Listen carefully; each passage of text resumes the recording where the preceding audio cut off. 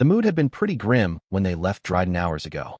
The 300-mile trip had started a month earlier when Sylvia, Simon's girlfriend, noticed a suspicious spot on the back of Simon's ear.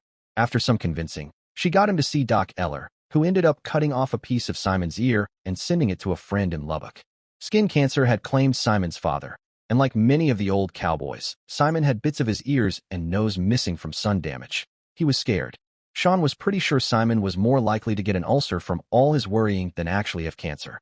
As for the trip to Lubbock, Sean wasn't even supposed to be there. But when Sylvia's mother fell in San Antonio, she asked him to come for moral support. Truthfully, Sean was worried too, but Sylvia had made it clear that he was to be the rock she would have been if she had been there. Despite his unease around doctors and hospitals, his job was to offer support, listen, and keep Simon out of trouble along the Slayton Highway. When the nurse called Simon back to the exam room, he asked Sean to come with him. Sean didn't mention that Sylvia had threatened him if he didn't make sure Simon asked the list of questions she'd prepared. Dr. Marks, who had gone to med school with Doc Eller and now taught at the University Hospital in Lubbock, would have the answers before they even left. The doctor spent a bit too much time telling war stories about his and Doc Eller's time in med school. But nothing surprised Simon and Sean. Doc Eller had always been that kind of character. When the doctor finally told Simon it wasn't cancer, both of them were visibly relieved. The doctor didn't waste the chance to preach about the dangers of sunburns and the importance of sunscreen. Sean, who preferred wearing a hat, long sleeves, and a bandana, made the mistake of offering his opinion. The doctor wasn't impressed, and Sean ended up being the one who got lectured. He spent more time being reprimanded than Simon did. When they finally left, Simon was grinning and laughing at Sean, who felt like he should buy the doctor a ring. The last time someone had given him that much grief, it was his ex-wife. But when they reached the hospital doors, they stepped out into one of Lubbock's notorious air quality crisis days.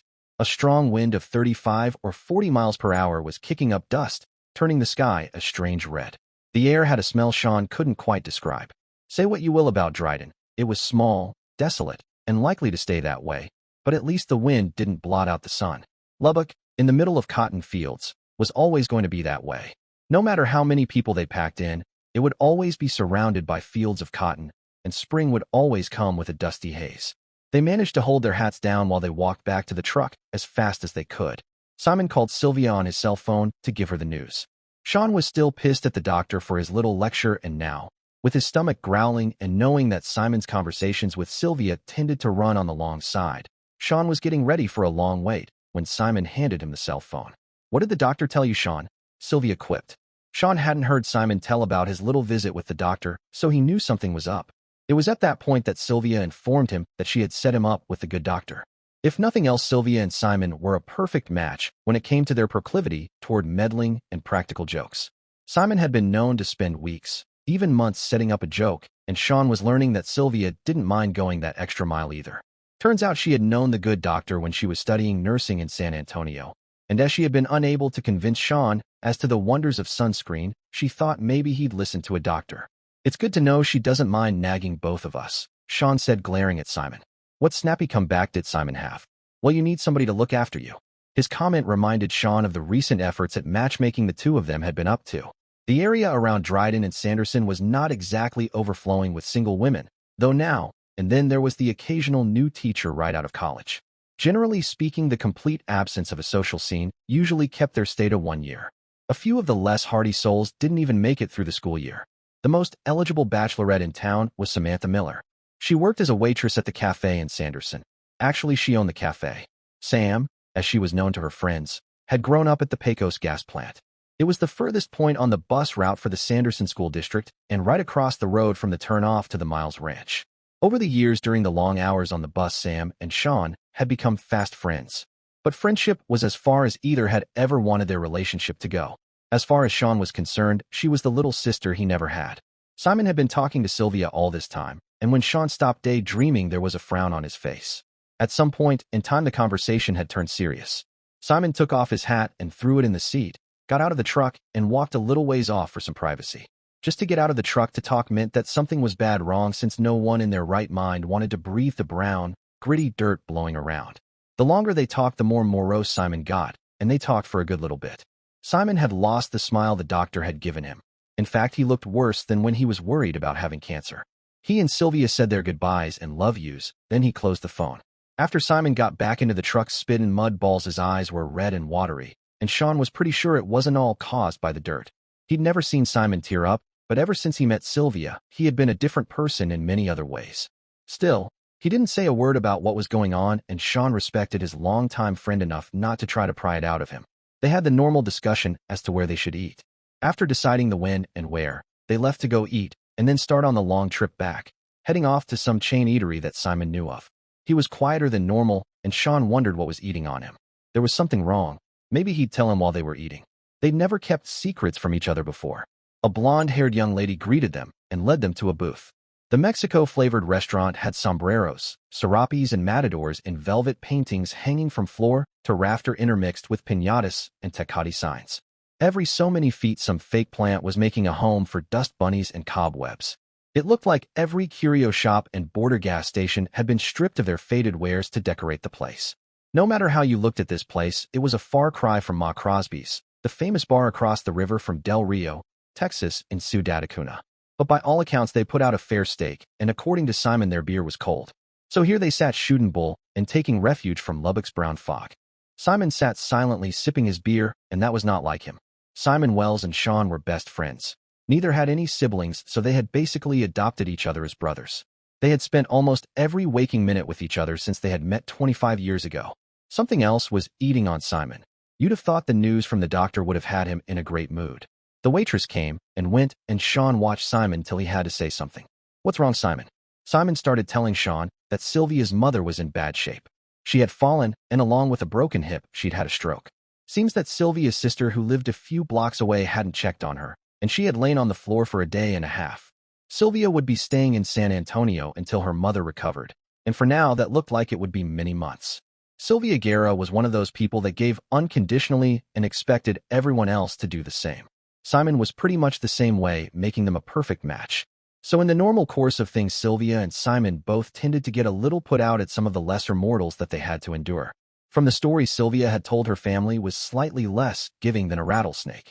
Simon was crushed thinking about the two of them being separated for that long.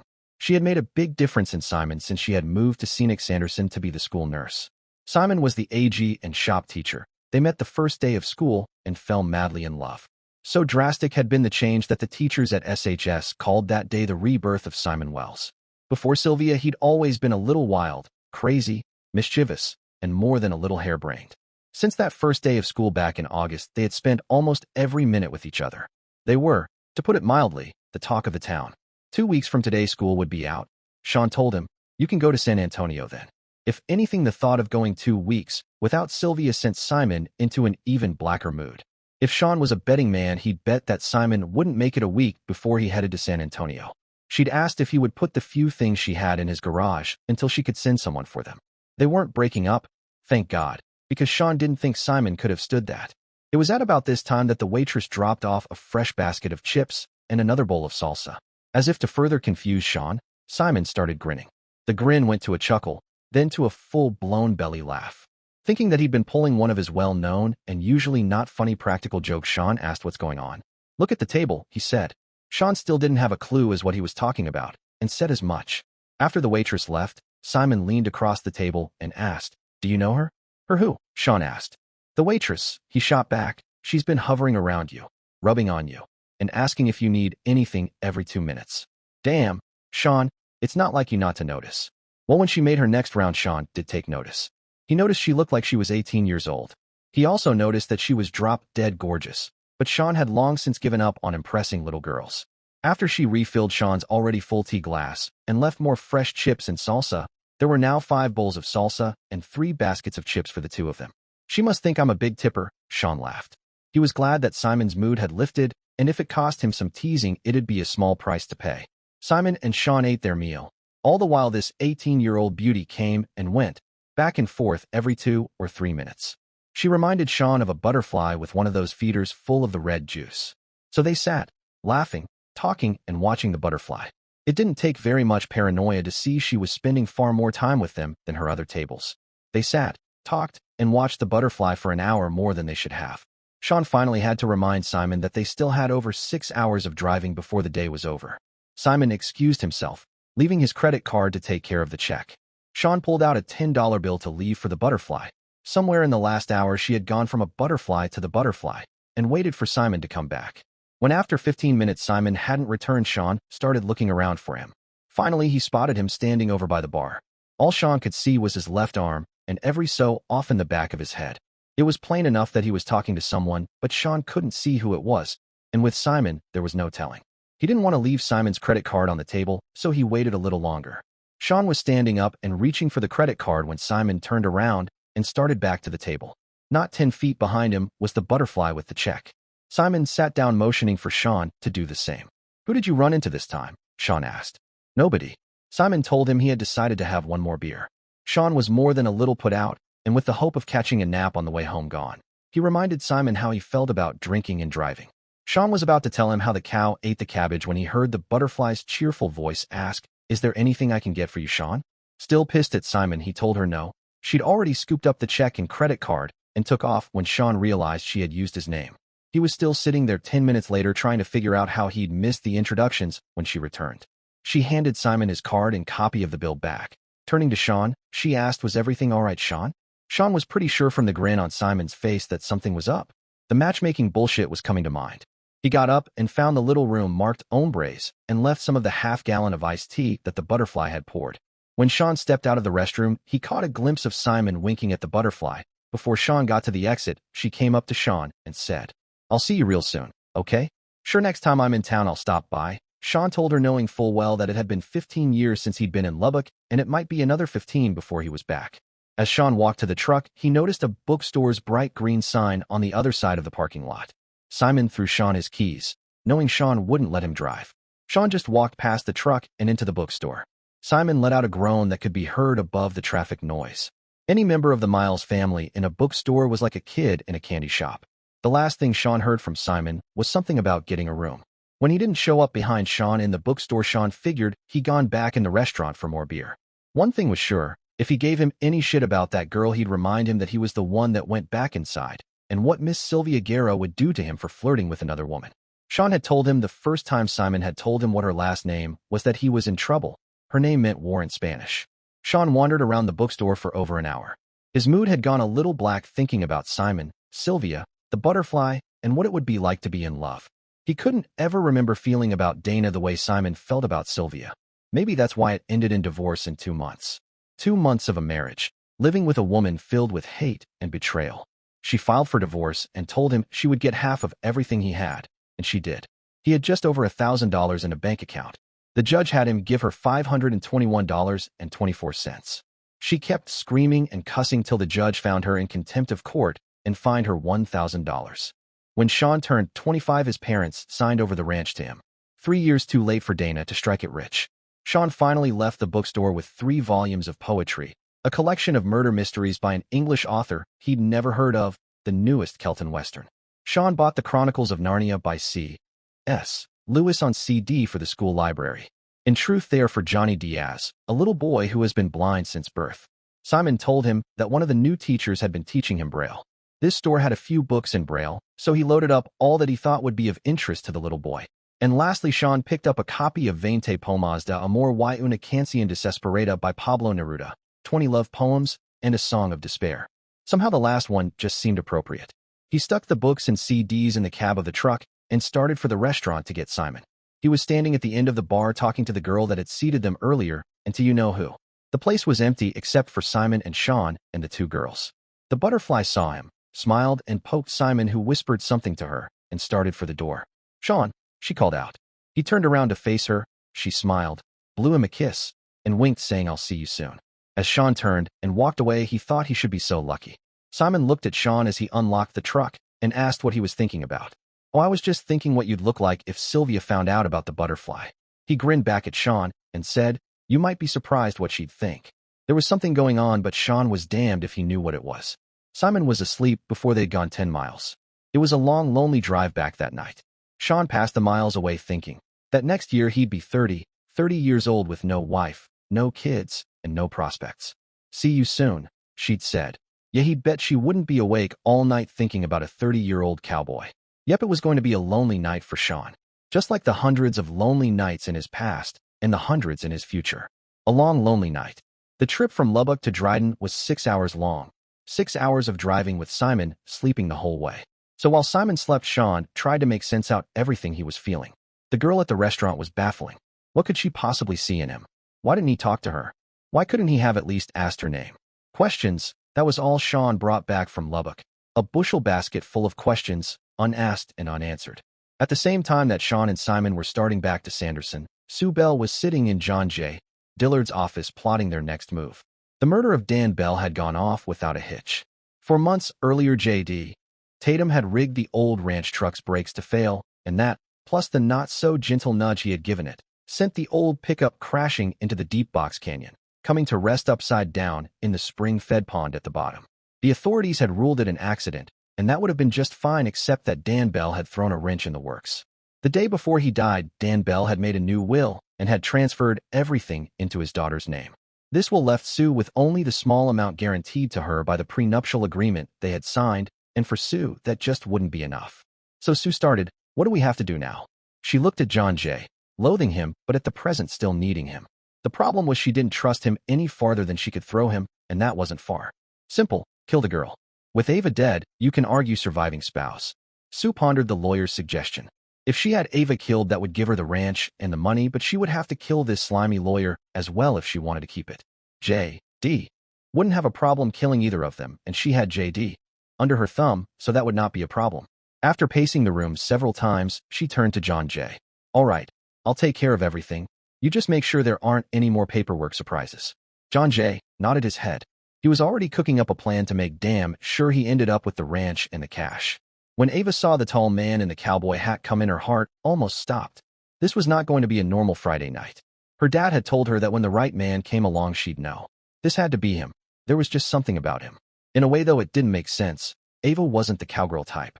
She didn't like C&W music all that much, and she sure wasn't into the party scene like her roommates.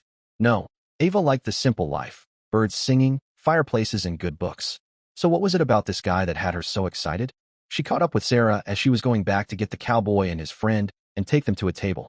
Sarah saw that her friend was starry-eyed over one of these two cowboys and agreed to seat them in her section. Ava was at their table before they could sit down.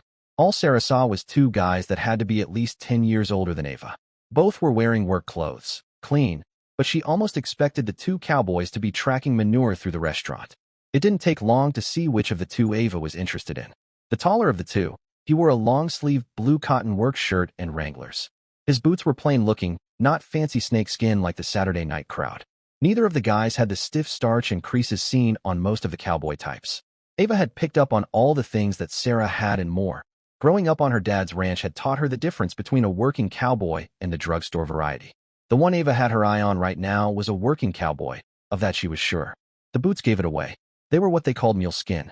Made from thick harness leather, they were tough. The heel was a riding heel, and there were scuff marks left by the everyday use of spurs. She saw other things as well. His walk had that swagger that her dad had had, like the old-time cowboys.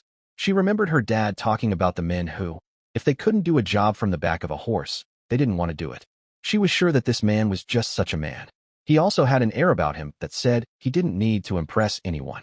While she was taking their drink order, tea for her man and beer for the other guy, she looked at his ring finger.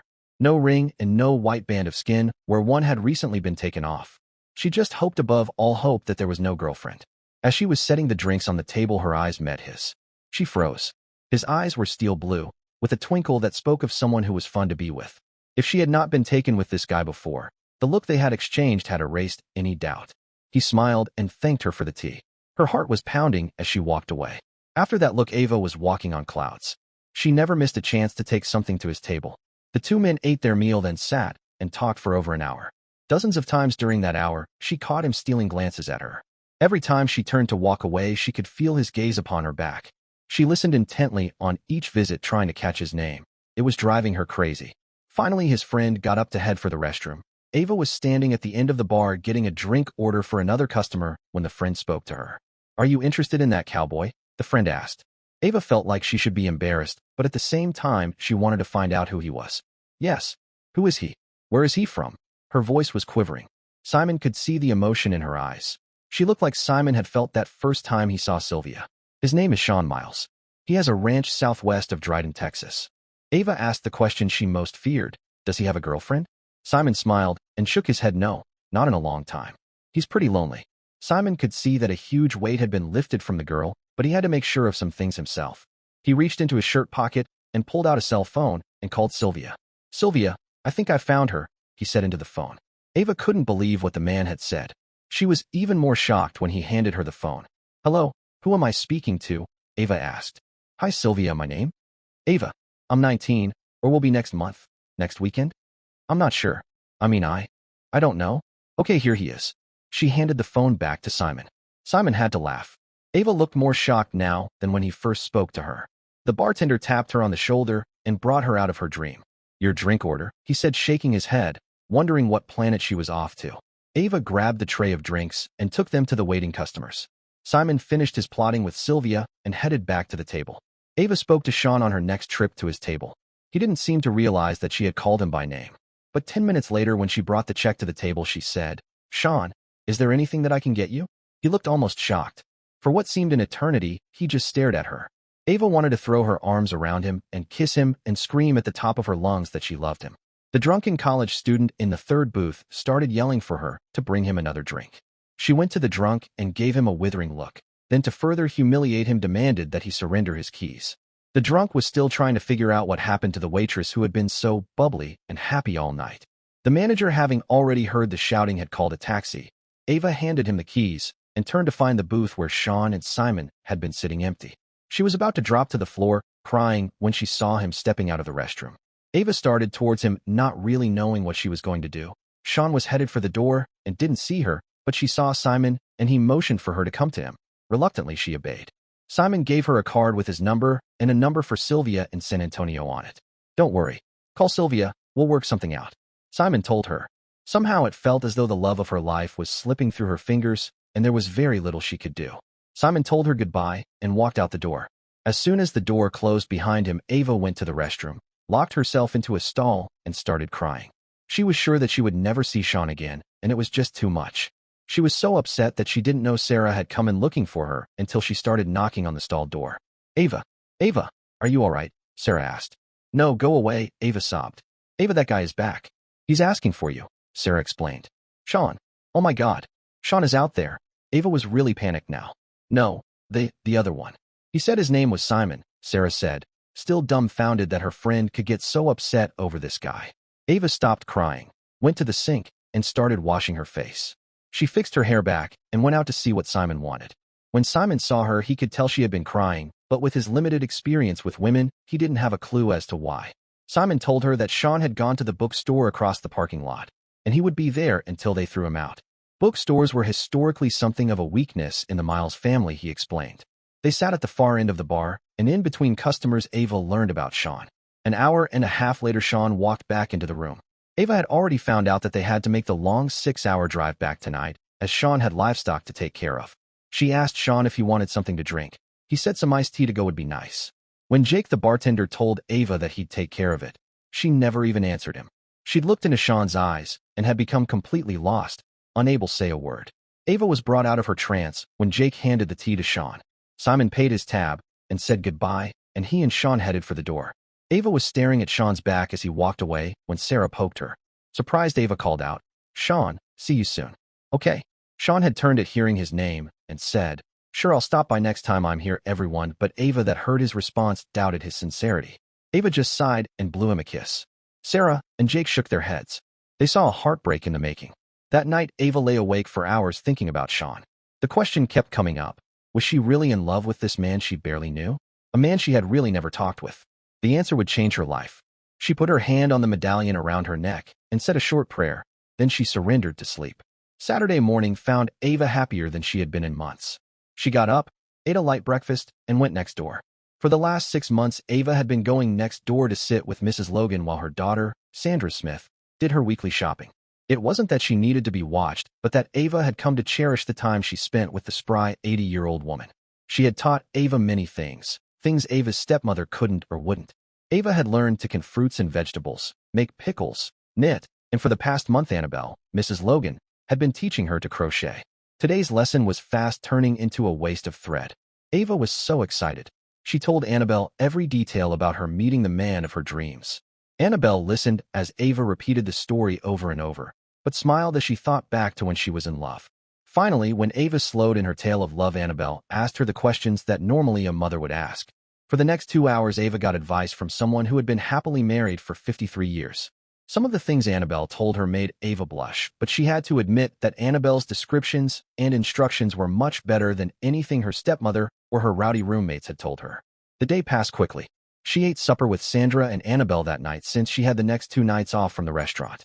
Sunday, her roommates were all acting strangely. A new girl had shown up sometime late Saturday night or Sunday morning, and there was a lot of whispering going on. Ava was in too good of a mood to be bothered by her roommates' juvenile games. She spent the day reading and surfing the net looking for information on Dryden, Texas. Monday, Ava had the lunch shift at the restaurant from 10 in the morning till 2 in the afternoon. When she left that morning, her roommates were still in bed. Ava pulled into the driveway, still enjoying the high from Friday night, but that all ended when she walked into the house. There, piled in the living room floor, was almost everything she owned. Sitting around the room were her 4 roommates and the new girl. Charlotte told Ava that she was to be out of the house that day, and anything left in the house would be thrown away. The new girl, Michelle, had already moved into her old room. Ava started to cry and then decided that, no, they weren't worth it. Ava called Sarah and told her what had happened and asked if she could get her boyfriend to bring his pickup and a dolly over to help her. She started loading her clothes into the Jeep Cherokee her dad had bought her when she turned 16. No one lifted a finger to help her. After she cleared the stuff from the floor, she took 2 boxes into the kitchen and loaded all the food and cleaning supplies that belonged to her. Her roommates had forgotten that the washer and dryer belonged to Ava. They told her she could leave them if she wanted. When she said that she didn't want to, they offered to buy them from her. When Josh and Sarah got there, he helped Ava unhook the washer and dryer. With the roommates looking on, Ava asked Josh if he had $2. Josh reached in his wallet and removed 2 $1 bills. Ava asked him if he would like the washer and dryer. He said yes. But before he could finish the sentence, Ava grabbed the $2 and said, "Come on, I'll help you load them." The roommates were fuming. Michelle was further angered when Ava had Josh help her remove the day bed and the rest of the bedroom furniture. Josh and Sarah offered Ava their spare bedroom, but at this point she wasn't sure what she should do. For the moment, though, Sarah and Josh took Ava's furniture and his new washer and dryer back to his house. Ava went next door to tell Sandra and Annabelle what had happened and to ask their advice. After Ava told her story to Annabelle, she finally gave in to the tears. Sandra and Annabelle held her as she cried out her hurt. Annabelle handed her a tissue and asked, "Isn't there someone in San Antonio you need to call?" It was something that she hadn't thought about, but Annabelle was right. Her stepmother had emptied her college account. That was why she wasn't enrolled in college this semester. The only thing keeping her in Lubbock was the job at the restaurant. Calling Sylvia would be a good place to start on her new life. Annabelle handed her the phone while Ava pulled out the piece of paper with the phone number on it. Ava dialed the number. "Hello, Sylvia, this is Ava." Ava told her story to Sylvia, and it didn't take long for Sylvia to come up with a plan. For days later, the restaurant in Lubbock, J.D. Tatum was pissed. Sue Bell, Ava's stepmother, had sent him to Lubbock 3 days ago to make Ava disappear. He went to the restaurant where she worked and waited at the bar for 4 hours. The bartender wasn't very friendly, and when he had asked about Ava, he had said she didn't work there anymore and wouldn't give him any more information than that. J.D. walked to the pay phone by the restrooms and made his call. She's not living in Lubbock anymore. Her roommates sent her packing. One of them thought she was going to some place called Dryden. "This a-hole bartender won't tell me anything either." J.D. listened as Sue Bell talked. "Yeah, okay, I'll be back in just a little bit." J.D. hung up the phone, paid his bill, and walked out of the restaurant. Jake called Sarah over to the bar. "Did you see that guy that just left?" "Yeah, the creep put his hand on my butt." Sarah was visibly mad. While Jake started, he was asking about Ava. Jake opened the register and took out the receipt. "His name is J.D. Tatum. He made a call on the pay phone over there," pointing towards the restroom. "J.D. That's the guy Ava's stepmother was living with, I think." Ava didn't trust him. Sarah was worried now. The bad feeling Jake had must have been catching, because now Sarah had it too. "Jake, can you find out who he called?" Jake nodded his head and picked up the phone. Sarah knew that Jake had friends and friends of friends on both sides of the law. In 2 days, Jake would know all there was to know about J.D. Tatum. Sarah looked at her watch. She would have to try the number Ava had left her. She just hoped she could reach her and warn her that J.D. was looking for her. The next week was a miserable one for Sean. He couldn't get the butterfly off his mind. There it was again, butterfly. He didn't even know the girl's name. Every day Sean thought up 4 or 5 more things he'd have liked to ask her. Calling her was out of the question. First, he lived too far out in the boonies to have a phone, and even if he had one, he still didn't have the girl's number. He guessed he could go into town and call the restaurant. But then what would he say if he called? Hello. I was eating supper in there last week. I need to talk to my waitress. Her name? Oh, we called her the Butterfly. Even if they didn't think he was nuts, they'd think he was some kind of stalker. For the 10,000th time, he cursed his stupidity for not asking her name. He spent many hours thinking about the girl, but he had also discussed the matter thoroughly with Dunny. Dunny, however, had offered no solutions, and being a horse was not likely to do so any time in the near future. Daylight hours saw him talking out loud to every animal and inanimate object on the ranch. Nighttime found him sleeping in a bed that suddenly, after all these years, had become unbearably empty. By Friday, Sean was ready to head to Lubbock or the nearest nut house. Coming to the conclusion that he could not stand another week, a plan was made. He fed the horses, then turned them out into the house pasture. He cleaned and filled up an old pig feeder with dog food. He bathed, shaved, and ran the old flat iron over his shirt and Wranglers. It was at this point that he noticed his best Wranglers were at best a little ragged and more than a little bit faded. Then it hit him, the M.L. Letty suit in the closet. The suit he'd bought for his parents' funeral. He got the suit out of the plastic bag and gave it a quick going over with a clothes brush, and it was good to go. Sean put on his best white dress shirt and grabbed the tie he'd bought to go with the suit. He'd put the tie on when he got to Lubbock. He packed a small bag with his best shirts and Wranglers, reminding himself once again that he needed to buy a new pair or two. With a change of clothes and the rest of his kit in the pickup, Sean closed up the house and headed to Sanderson. As he drove into town, he made a mental list of the other things he needed to do. He needed to go by the bank, the school, grab a quick bite to eat at the cafe, and then he was going to find that girl one way or another. When Sean walked into the bank, conversations stopped save a whisper or two. The bank manager and head teller were staring open-mouthed at him. The silence was finally broken when Susan Quintera, known locally as Susie Q, asked, "Who died?" Everyone in the bank knew about the surprise that Simon and Sylvia had cooked up for Sean. The whole town knew about the new girl in town who was helping Sam at the cafe and giving Sylvia a hand with her mother. Rumor had it that she was here to meet Sean. What worried Susan was the thought that someone had spilled the beans. Sean was in no mood for teasing and bluntly stated, "It's just a suit. Ain't you ever seen a suit?" "Not on you," Susie commented. Then she remembered seeing that same suit when they had buried his parents. She was really wishing she could take back the "who died" comment. Sean walked up to the teller. Susie Q made a call to Simon to find out if Sean knew what was going on. The teller, meanwhile, tried to make polite conversation in order to worm out of Sean what he was up to. Sean, already a little defensive after Susie's earlier comment, stated rather loudly that if they must know he was going back to Lubbock on business. Susie, sitting at her desk, had just taken a drink of coffee when Sean made his announcement. She sprayed coffee all over her desk. Still on the phone to Simon, she asked in a slightly strangled voice, "Did you hear that?" She then quickly explained to Simon what he'd said. "You better get here quick or he'll be looking for that girl in the wrong town." Simon was in a panic by that point. A call to Sylvia was in order. In the past week, Doc Eller had arranged for Sylvia's mother to be transferred to Sanderson. The stroke had been minor, and Sylvia's mom wanted to get away from the humidity of San Antonio. In Sanderson, there was no shortage of folks to help look after her, and Doc Eller would come by every day to check on her. You couldn't get that kind of service in San Antonio. Sylvia got Simon calmed down, called the bank, and told Susie to stall Sean. Stalling Sean, however, was no easy task. He was starting to walk out the door when Sylvia got to the bank. "Sylvia, what are you doing here?" Sean quizzed. "Nice to see you, too, Sean. Did someone die?" Sylvia returned. "For crying out loud, can't a guy look nice every once in a while?" Sean complained. He was getting a little touchy about the suit and was wishing he hadn't put the damn thing on. "No, you look nice. Have you talked to Simon about this weekend?" Sylvia asked. "Well, I'm not going to be here this weekend. I'm going to Lubbock," Sean replied. "What for?" Sylvia was grinning when she asked. "It's none of your damn business what I'm going for." Sean was getting pissed. He had never been one to meddle in other folks' business and didn't much appreciate people not giving him the same consideration. Sylvia's smile turned into a frown, and she slowly shook her head. "I'm sorry, Sean, she's not there anymore." Still trying to salvage the planned surprise, she continued. "I tried calling Tuesday after Simon told me about her. Monday was her last day there." Sean felt like he'd been kicked. He didn't say a word, just started walking back to his pickup. Sylvia had never seen Sean show that much emotion. Now she was afraid that she might be carrying the joke a bit too far. She called out to him, but it was as though he was in shock. He didn't answer, he didn't stop, he just walked back to his truck, got in, and headed back to the ranch. Sylvia was stunned. This wasn't the way it was supposed to turn out. She had no way of knowing what the past week had done to Sean. She never thought about the possibility that Sean had already fallen in love with the girl, Simon talked like he hadn't been interested in her. The full impact of what she had said, combined with how he had reacted, hit Sylvia like a ton of bricks. She had just started crying when Simon drove up to the bank. Sean felt like his heart had been ripped out. He didn't hear Sylvia call to him, didn't even hear the car that honked at him when he drove through the stop sign.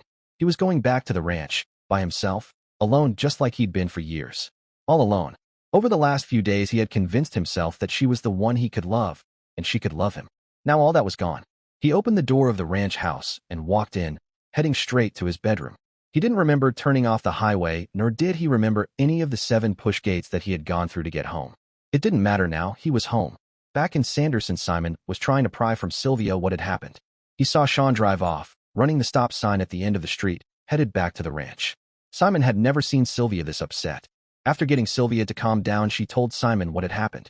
The original plan was to go out to Sean's ranch Saturday to ride horses, cook some steaks, and enjoy Sean's hot tub, something the two of them did almost every weekend. The surprise was to be bringing Ava as a guest. Now that that plan had been knocked into a cocked, they decided that they couldn't wait any longer. Sylvia called Doc Eller to make sure someone could take care of her mother till Sunday. Simon called the cafe and told Ava that the plans had changed and they would be headed to the ranch in the next 30 minutes, and she'd need a change of clothes. At the cafe, Simon's call created a minor panic. Ava hung up the phone, turned to Sam, and said, "Something has happened. We're going to the ranch today instead of tomorrow." Ava had a look of absolute panic. 5 minutes ago, she'd been excited but anxious about meeting Sean. Now, she looked at Sam with a pleading look. What could have happened? Sam smiled. She knew Sean better than anyone. In the course of all those hours riding the bus back and forth to school, Sean and Sam had developed a friendship closer than most marriages. "He's been out at that ranch all week wondering about you, if you were the one. I'd bet he came to town to go to the bank or buy some clothes on his way to Lubbock." Ava dropped onto the stool at the end on the counter like she'd been shot. "Do you think that's what happened?" she asked. "Look," Sam explained, "Sean and I spent almost 5 hours a day, 5 days a week, riding that damn school bus. We talked from the first grade till we graduated from high school. He's the best friend I have. And if you'll remember, I told you Tuesday night, while you three sat right over there plotting this thing, that he'd never make it till Saturday before coming to town." Ava looked at Samantha Miller with a new respect and also a little curiosity as to why Sam and Sean had never got together. Or had they? Ava was slipping into a dream-like trance thinking about Sam and Sean when Sam jarred her into the present. "You better get a move on, sugar.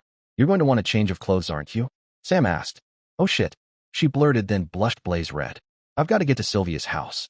Ava hit the door at a dead run, across the pothole-strewn parking lot, and grabbed the door handle of the Jeep. Locked. Keys. Purse. Damn it. She turned to run back to the cafe. Sam shook her head and met her in the parking lot with her purse. "Slow down, Ava. And take off your apron," Sam told her as Ava got in her Jeep.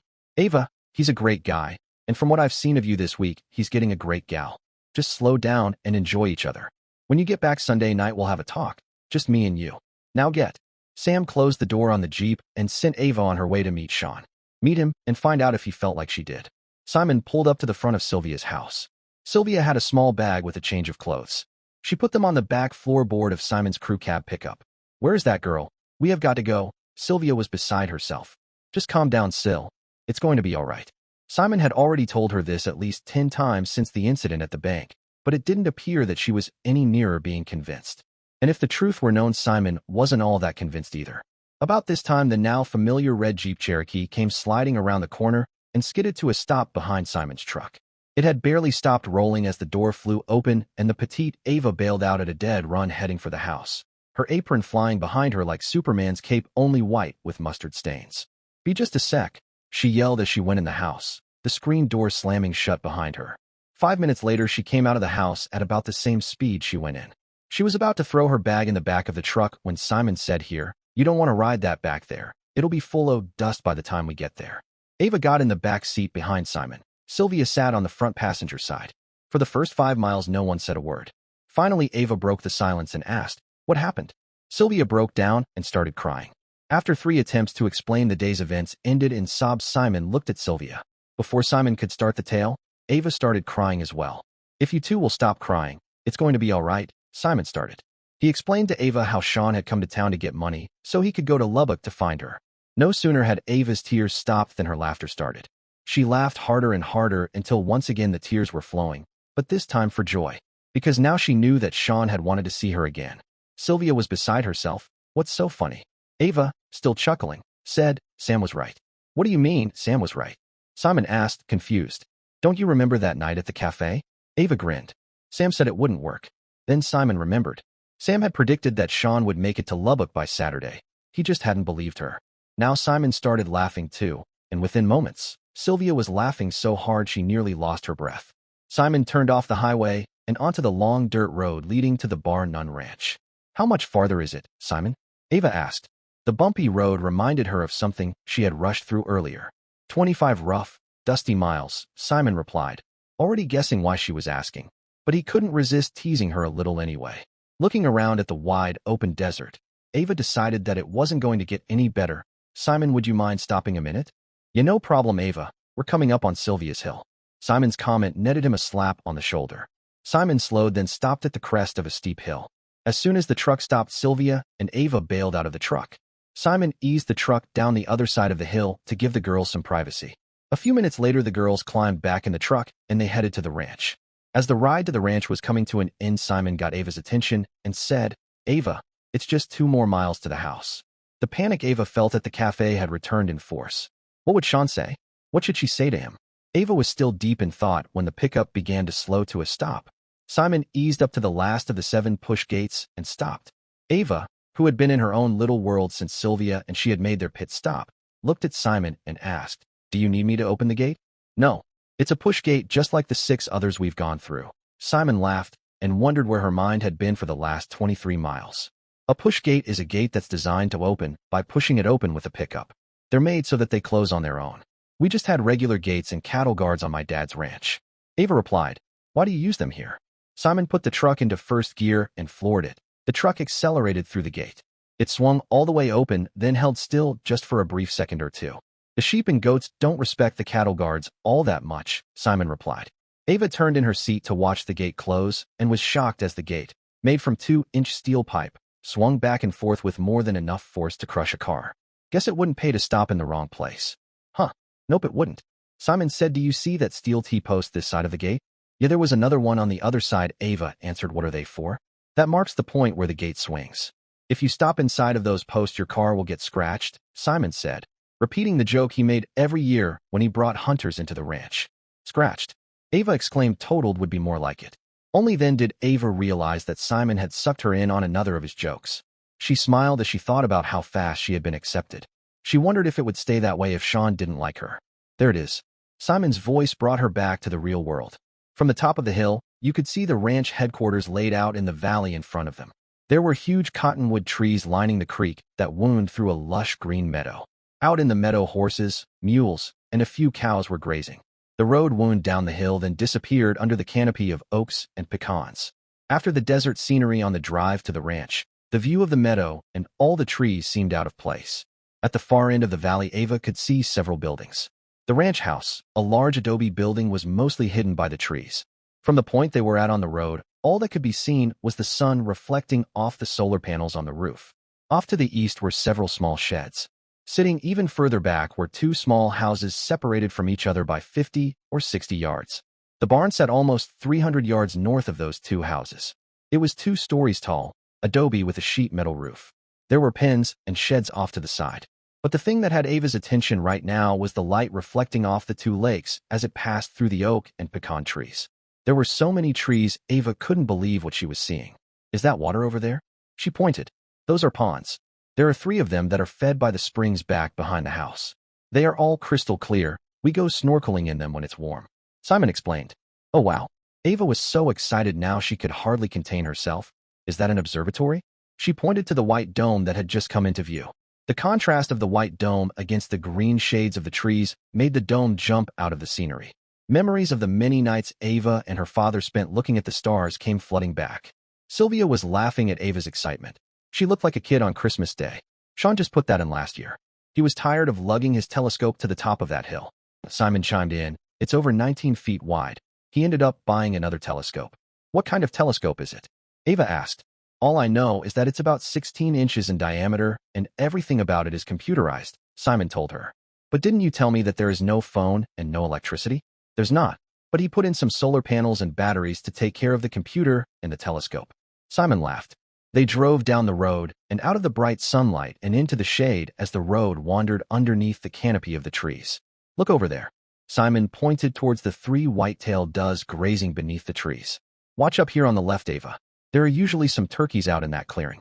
Today the turkeys were nowhere in sight. Instead, 6 javelinas, small pig-like creatures native to West Texas, rooted under the big oak at the edge of the clearing. This place is so beautiful, Ava exclaimed. It really is an oasis, isn't it? Ava couldn't get over the change in the landscape after miles and miles of desert. Suddenly, over a hill and into a valley of trees where there was lush green grass and running water, Simon drove the last half-mile to the ranch house. Sean's 2 dogs met them. The dogs knew Simon's pickup, and rather than barking, they followed his truck, wagging their tails. As they got out of the truck, Ava knew that if this wasn't the moment of truth, then it soon would be. All the doubt, worry, and wondering would soon be over, one way or the other. As they walked up onto the wraparound porch, Simon and Sylvia held up and let Ava walk up to the door alone. Ava stepped up to the wood-framed screen door and then turned to look at Simon and Sylvia. Simon smiled. Well, go ahead. Knock. Ava knocked. As she waited with her heart in her throat, she examined the woodwork on the screen door. It almost seemed out of place, the ornate Victorian trim of the door on the white stucco of the adobe house. Sean heard the knock on the door. Since he hadn't heard the dogs barking, that meant that Simon and, no doubt, Sylvia were here.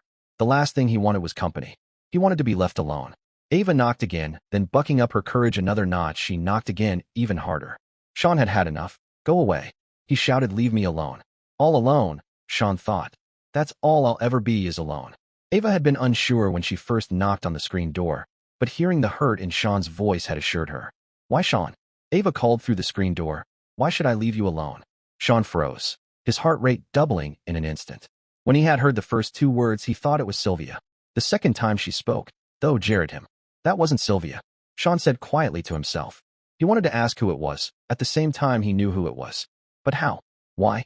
Ava wasn't sure why it was taking so long for him to answer. Sean, she called again. Why should I leave you alone? Tell me, I want to know. Sean got off the bed, his clothes wrinkled from sleeping in them for the last hour. He turned the corner from the hallway to where he could see the front door. The sight that met him stopped him dead in his tracks.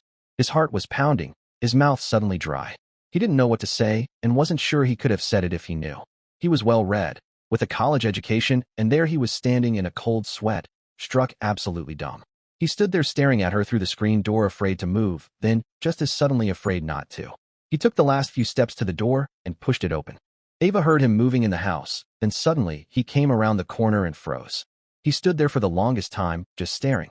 Finally, he stepped forward and pushed the door open so quickly that Ava had to step aside to keep it from hitting her. Now he stood frozen, holding the door open, still not a word having come from his mouth. They stood for several minutes staring, neither saying a word. After a more than pregnant pause, Sean said, Butterfly, what are you doing here? Ava turned to look behind her. Simon and Sylvia were standing back by the gate, just out of Sean's sight behind one of the ancient junipers that flanked the flagstone walk that led to the front door. They were close enough to see and hear, but too far away to be involved in the conversation. Smiling, she asked, Butterfly, are you talking to me? She was gigging him a bit since Simon had already told her about what Sean had said that night at the restaurant. Even with the shadows, she could see the change in Sean's face. Though tanned from days in the sun, he blushed the deepest shade of scarlet. Your name? He stuttered. I don't even know your real name. Ava was a little surprised. She had assumed that Simon had told him her name, although she hadn't asked him. The sudden thought of him driving 6 hours to Lubbock looking for a girl he called the Butterfly almost caused her to start laughing. It was with no small amount of effort that she suppressed a giggle. Looking at the tall cowboy in sleep-wrinkled clothes, his face blushing scarlet, only added to the humor of situation. My name is Avalini Bell.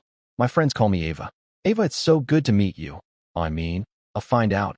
I'll learn your name. My name is Sean Thomas Miles. Ava finally let loose a laugh as she finished his sentence. Are you going to invite me in, or are we going to stand here letting in flies? She grinned at him. Sean's face turned even redder, and the heat radiated from it like a wood stove on a cold winter day. I'm so sorry, I don't know what I'm thinking. Come in, sit down. Do you want something to drink?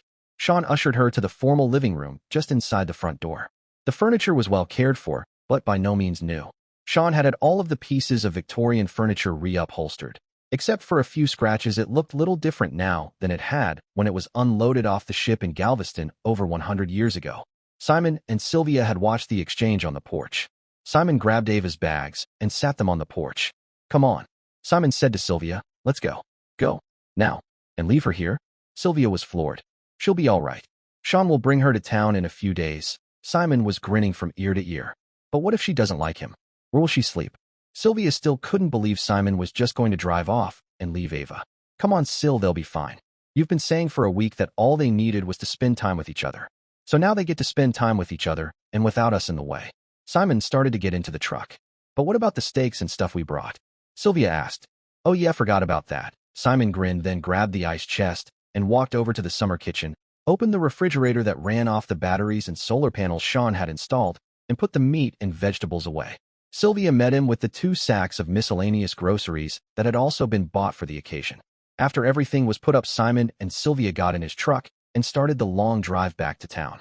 Back inside the house, Sean and Ava shared their life stories for hours as the afternoon passed. It was starting to get dark as the sun began to set. Sean turned to Ava and asked, how did you find your way out here? Simon and Sylvia brought me. Where are they? Ava asked. They must have gone to one of the guest houses. I sure hope they don't mind dirt. Neither of those houses has been cleaned in years. Sean got up and walked to the window and looked out. That's funny. What? Ava got up to see what Sean was looking at. Simon's truck, it's not here. Sean walked out of the living room and stepped out on the porch. Is this your bag? Sean held up the small suitcase to show Ava. Yes, that's mine. Did they leave? She asked. It sure looks like they did. Don't worry, I can take you back to town. Sean stepped back inside the house and got his hat off the rack by the door. Are you tired of me already? Her smile and wink caught him completely off guard. No. You can stay as long as you like. Sean stammered. Good. She grinned. Now that we've got that worked out, are you as hungry as I am? Sean's stomach picked that exact moment to growl loudly, causing him to start laughing. Yeah, I guess I am. Let's go out to the summer kitchen and see what we can stir up. What's a summer kitchen? Well, it gets pretty hot here most of the time, and cooking in the house just makes it hotter in the house. So they built a kitchen separate from the main house. Mine is screened in, and I have a table out there. I like to eat and watch the sunset. Come on, I'll show you. Sean started down the porch, but before he could take the first step, Ava reached out and took his hand in hers. They walked side by side, hand in hand, to go have their first meal together. Simon and Sylvia's trip back to town was very quiet. Sylvia wasn't sure that leaving Ava there without saying something was the right thing to do. Simon, on the other hand, didn't have a doubt that leaving her there was the right thing. In fact, he couldn't wait to go to the cafe and tell Sam what he'd done. That had been how he had decided to do it in the first place. He had asked himself, what would Sam do? The answer to that question was leaving them alone and let them work out any differences they had. So straight to the cafe they went. Sam saw Simon and Sylvia pull up to the cafe. Ava wasn't with them, and Simon was grinning from ear to ear. You left that girl out there, didn't you? Simon Wells. Yes, I did. Simon was grinning like a fool. Does she know you left her? Sam was standing there trying to look like she was angry, when in fact she was tickled to death. Sylvia, thinking that she had been right, and they shouldn't have left her, started in on Simon. See, I told you that you shouldn't have done that. Sam's face broke into a smile. I'll tell you right now, Simon. She knew it burned him up to call that. If she's not back here by Monday night, you're scrawny, but is going to be in here all day Tuesday, waiting tables while I go to Del Rio. Sylvia laughed, and a feeling of dread passed over Simon on hearing those words. The three of them were so wrapped up their conversation that they didn't notice the stranger sitting at the counter nod his head in acknowledgement, and they sure didn't hear him quietly say, so that's where the little bitch is at. They did see him get up to leave. Sam looked at the $10 bill he'd left with the check. Did you want your change? Sam called to him as he walked to the door. Nah, keep it, he said gruffly, then adding under his breath, there's plenty more where that came from. Sam, Sylvia, and Simon went back to their conversation, not paying any attention to the man that left. When Ava's hand closed on Sean's, he felt a happiness he had never known. He wasn't sure that it was love, but it felt better than anything he had felt before. After Sean showed Ava around the summer kitchen, they started some water to boil for pasta. Every time they touched it felt electric. The simple act of making spaghetti turned into a slow dance of two people in love for the first time. Sean opened a bottle of wine. They laughed all through supper. Sitting side by side, they watched the sun as it sank behind the hills west of the ranch house. Sean lit a kerosene lamp, and they sat and talked as they finished the wine. Sean marveled at Ava's beauty in the pale yellow light of the lamp. As he gazed at her, he could see the lamp's flame reflected in her eyes. He reached and caressed her face with the back of his hand, afraid to touch her beauty with his rough, calloused palms. They sat and stared at each other as a full moon rose. Their faces moved closer and closer until finally their lips met. The kiss started out as a light, friendly kiss, but quickly evolved into a hot, passion-filled kiss of long-lost lovers. Sean moved his hand up and ran his fingers through Ava's short silky hair. He broke the kiss, still holding her head with his hand. Now he knew this feeling for what it was. Sean looked at Ava and said, "I love you." Ava heard the three little words, and her heart felt like it would explode. "I love you too, Sean." In her head she knew this was crazy, but in her heart she knew that Sean was the one. Now he had told her that he felt the same, and she was very, very happy. Things were going pretty fast, and Sean thought that he should slow down at least a little. The one thing that he was sure of right now was that he didn't want to do anything to jeopardize having a relationship with this beautiful woman. Sean looked at Ava and asked, "Would you like to go for a walk?" Ava, thinking that doing anything with Sean was all she would ever want to do, simply nodded her head. Sean stood up and offered her his hand. They walked out of the screened-in area of the summer kitchen and down the moon-lit road to the footbridge that his father and he had built over the spring-fed creek. When they got to the bridge, they stood in the middle of it and just held each other. It was close to midnight when the two lovers realized how late it had become. Still not rushing it, they walked hand in hand back to the ranch house. Once inside the house, Sean lit one of the many coal oil lamps. Then, picking up Ava's suitcase, he led her to the guest bedroom. "I hope this will be all right." Sean started. "Maria just cleaned it last week, and I've had it closed up since then. It's fine, though it looks like a boy's room." She commented. "Yeah, it was mine till my folks." Sean's voice faded and his eyes searched the floor for something to focus on. Simon had told Ava that Sean's parents had been killed in a car wreck. It was obvious that he still grieved for them. Ava reached up, taking Sean's head in her hands. "It's okay, I understand." Sean set the bag on the floor. "Do you need anything else? Would you have a flashlight I could borrow?" Ava smiled. "Sure, just a sec." Sean went down the hall to his bedroom and returned with a small flashlight. "I just put new batteries in it a couple of days ago." Sean turned and started back to his bedroom, then stopped. He turned and walked back and took Ava in his arms. "I can't believe you're here. It's been a dream, you being here, and me holding you like this." Ava looked up at Sean and sighed. "If it is a dream, I never want to wake up." Sean found himself once again getting lost as the lamp light reflected in her eyes. "I hate for this night to end." He pulled her into a tight embrace, inhaling the scent of her hair. "The only reason I can bear it is so I can spend tomorrow with you." He leaned down and kissed her goodnight. It wasn't the first time he had kissed her tonight, but it was the goodnight kiss he had dreamed of since that night he first saw her. He was kissing his butterfly, and absolutely nothing in this life or the next could be better. The next morning started just like every morning on the ranch. Sean was up and dressed a little after 5:30 a.m. He went to the house kitchen and started some water for his cup of tea. Tea was a habit he'd picked up from his mother since neither of them could stand the taste of coffee. While preparing his tea, Sean paused a moment to wonder if Ava would want breakfast, and, if so, what. He was still wondering when Ava walked into the kitchen dressed in jeans, boots, and a long-sleeved shirt, looking more like she was ready to work than date. "I don't have any coffee. Sorry, I just don't drink it." "What's in the cup then?" said Ava, grinning. "I don't drink it either. It's tea. I always drink tea in the morning. Would you like some?" Sean was a little more at ease around Ava, but not much. "Sure, I'd love some." Sean fixed Ava a cup of tea and asked, "What would you like for breakfast?" "What were you having?" "I usually have a big breakfast because I don't always eat lunch." Sean wasn't sure what they were going to do today. There weren't any pressing jobs to do on the ranch, although a ride to the windmill in the southeast section would be a good idea. "Do you want to stay here for a few days, or did you want me to take you back to town?" Ava put a faked hurt look on her face as she replied, "Are you trying to get rid of me already?" No, I didn't meant that at all.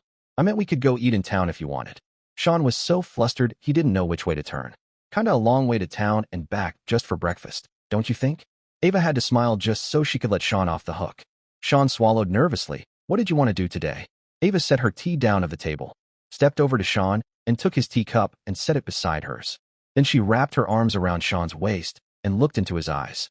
"I want to spend the next 3 days getting to know you. Do you have to go back to Lubbock then?" Sean was dreading the thought of Ava leaving. "No, silly. I'd stay right here from now on, except I told Samantha I'd run the cafe for her Tuesday. She has to go to Del Rio on business. That and the fact I only brought clothes for overnight." Ava grinned. There were a few minutes of silence as they both stared into each other's faces. The Lubbock question brought up something that Ava hadn't told Sean. As she thought about it, the grin began to fade from her face. "There's something I do need to tell you, Sean." He started to interrupt her, so she placed her finger over his mouth to stop him. "No, I need to tell you this. I should have last night. Well, let me just tell you. When I left Lubbock, I moved to Sanderson. Well, that's not exactly right. You see, I was kicked out of the place where I was living, and there was nothing there for me. Sylvia and Simon convinced me to come down here. They said they could find me a job and a place to stay." Sean tried again to speak. "I have to tell you this. Please. I didn't come here to force myself on you. We were just going to come out for the day, and I would get to meet you. It wasn't supposed to be this way. Sean would stay quiet no longer. I don't care why you're here. You're here, and that is all that matters. I'm glad they left you here. I was coming to Lubbock to find you, to get you. How? Well, I'm glad it didn't come to that. Ava, I fell in love with you that night. I told myself you were too young. You'd never want me, but I had to find out. I love you, Ava. I'll always love you. Sean turned his head and tried to look away. He could feel his eyes misting over. The last thing Sean wanted was for Ava to see him tear up and cry. Ava reached up with both hands and turned his face towards hers. When she saw Sean's eyes, she started crying. Oh, Sean, I love you. Too, it's crazy, I know, but when I saw you that night, I knew you were the one that. Oh, Sean, don't you see we were meant to be together? I've never felt this way about anyone. Their faces moved closer and closer together until their lips met in a kiss that was tentative at first, their lips just touching then retreating while their eyes traded the love they held for each other. Finally, their lips crushed against each other with the passion normally reserved for old lovers. Seconds later, their tongues met and traded back and forth until by some unknown signal the kiss ended. Sean and Ava held each other for a few more minutes. The distant nickering of a horse brought them back to the real world. We better get some breakfast so I can go feed, Sean told her.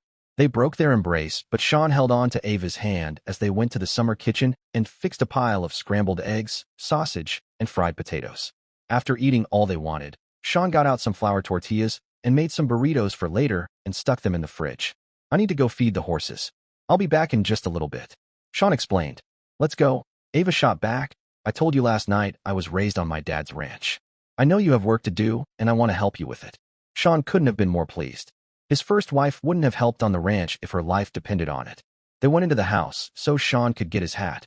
Ava disappeared into her room and came out with a khaki-colored cap with some seed company logo on it. Sorry, I left my other hats in Sanderson. Ava smiled. You know, things didn't work out quite like we planned it yesterday.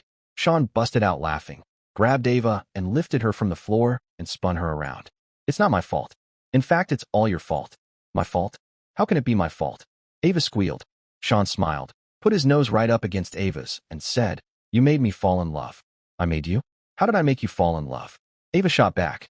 Sean got the impish grin that warned anyone who knew him that something ornery was about to transpire.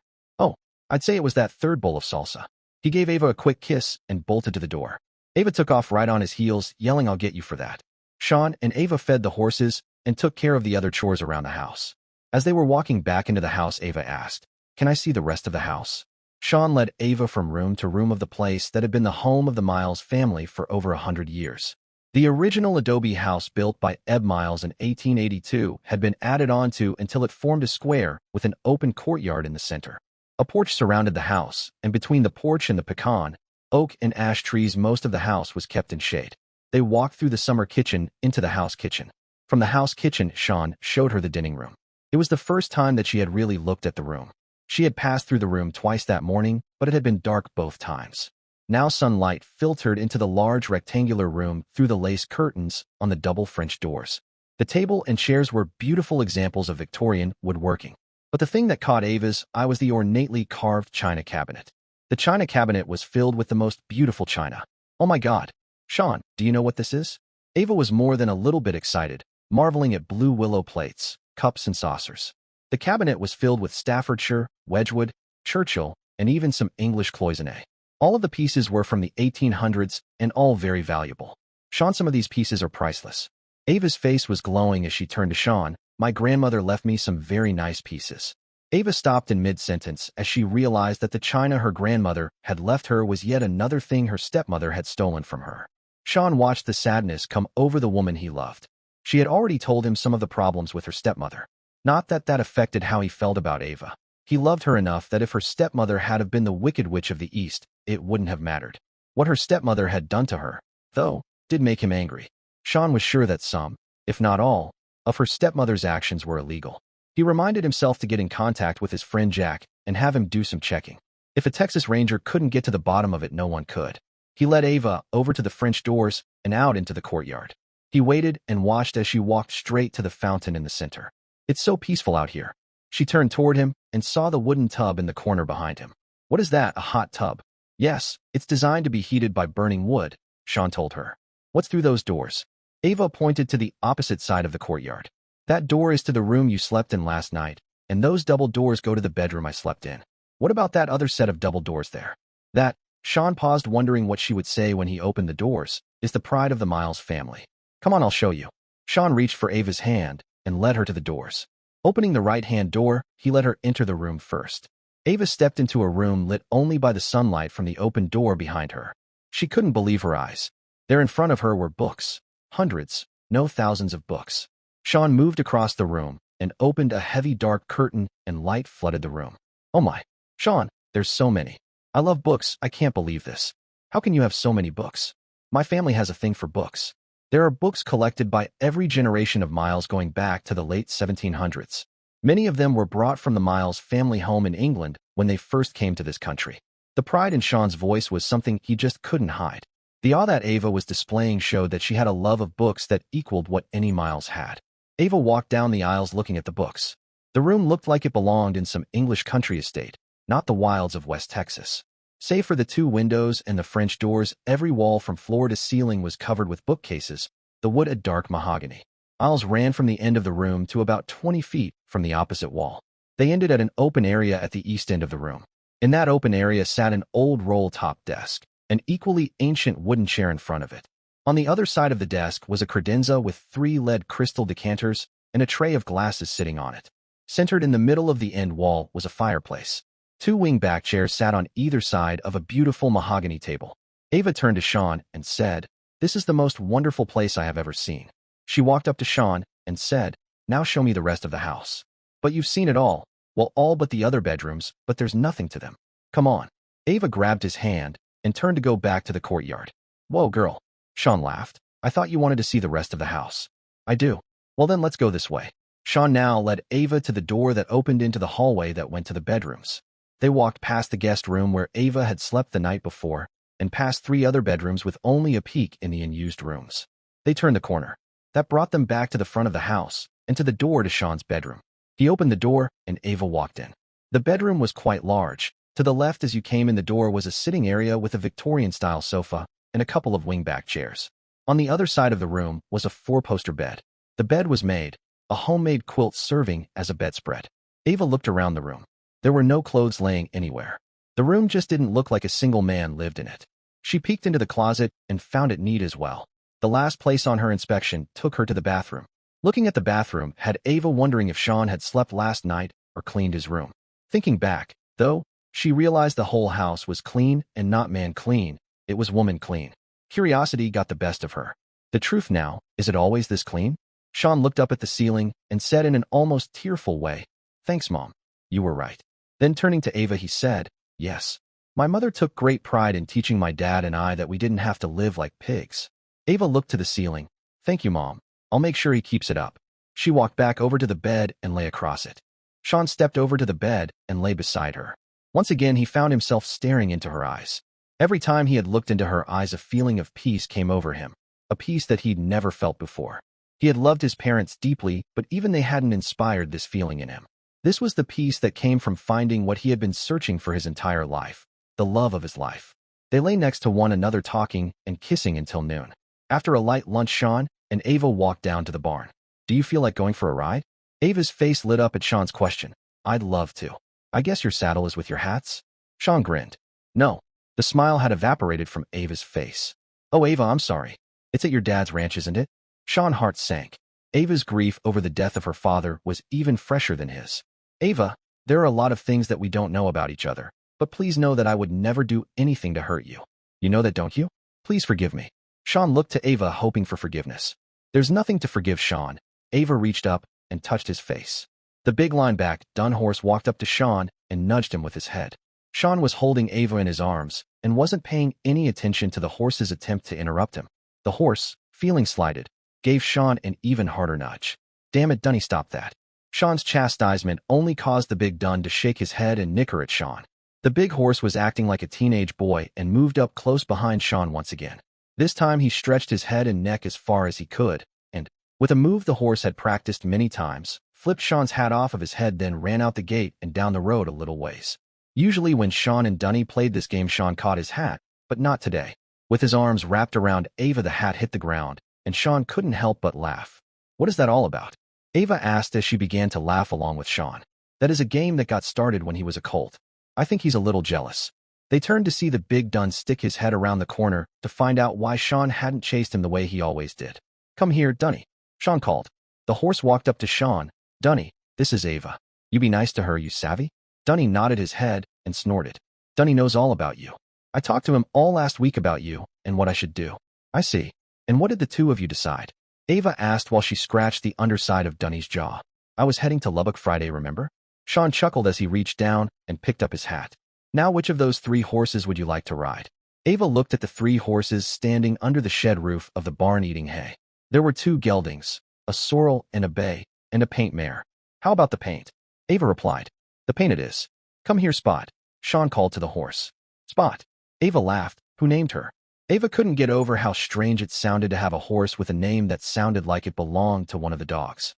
Sean was laughing too. It had been a long-standing family joke. I think my granddad started the tradition years ago, but my dad named Spot. He was real disappointed when she was born. Why? Ava couldn't help but ask. He was going to call it Fido if it had have been a horse colt. They finished saddling up and rode off together. It didn't take long for Sean to notice that Ava sat a horse as though she had been born to one. He watched her as they rode. He liked her short-cut hair and thought that if it were longer it would take away from the beauty of her face. Everything about her was in proportion. She was petite, almost boyish, but as far as Sean was concerned, there wasn't a prettier girl in the world. They rode around the house pasture and got back to the barn an hour before sunset. Sean had spent the day with the love of his life, and now he didn't have a single doubt that she was the right one. He knew what he wanted to ask, but there was something he had to do first. Without saying anything to Ava, he walked to the small fenced-in area that was the Miles family cemetery. Going to his parents' graves, he removed his hat and got down on his knees and began to tell his mother and dad about Ava. Ava was absolutely bubbling. What a wonderful day. She turned to say something to Sean only to see him walking toward a fenced-off area under the giant oaks. She followed and watched him take off his hat and get on his knees. When she got to where she could hear her tears began to flow. He was telling his folks about her, telling them that he was in love. Ava didn't realize that she had walked up to Sean's side until she reached to touch him. He raised up his hand. She took it and held it. Sean turned to face Ava, still on his knees, tears running down his cheeks. He looked up at Ava, into those eyes that captured him every time he looked at them. Reaching into the pocket of his Wranglers, he pulled out a ring. His mother's ring, his grandmother's ring, and his great-grandmother's ring. The ring Miles' men had given for over 100 years. He took her hand and asked, Ava, would you marry me? She didn't wait. She didn't think. She had known Sean for less than 48 hours, and he was asking her to marry him. Oh, Sean, she sighed. Yes, there isn't anything I want more than to marry you. He got to his feet, handed Ava his hat, then picked her up. Shutting the gate to the cemetery with his foot, Sean carried his future bride all the way back to the ranch house. Ava basked in the glow of the afternoon's events. First the proposal, and now she was cradled in Sean's arms, being carried back to the house. Her head lying on his shoulder, her dreams, it seemed, had come true. Sean walked into the ranch house with Ava in his arms. As he approached the living room, she whispered softly, Take me to the bedroom, Sean. He nodded and carried her down the hallway to his bedroom, the room that had once belonged to his parents. Gently, he laid her on the handmade quilt covering the bed. He removed her boots carefully, followed by his own, then lay beside her. They held each other close, sharing quiet conversation and soft laughter as the afternoon light filtered in. Time seemed to slow as they talked, learning the rhythm of one another's thoughts and feelings. Ava traced the buttons of Sean's shirt absent-mindedly, lost in the comfort of his presence. Looking into his eyes, she whispered, I'm glad I'm here. They spent the rest of the day together, wrapped in quiet moments, holding hands, sharing stories, and simply enjoying the peace of being with someone who truly understood them. As night settled over the ranch, they drifted to sleep in each other's arms.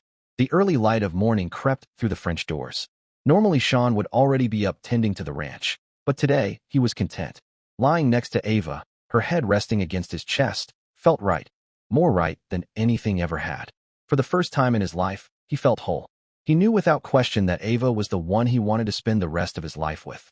His only sadness was that his parents weren't there to see it. Ava stirred and looked up at him with a sleepy smile, her hair tousled. Sean smiled back. What? She asked softly. I love you. That's what, Sean replied.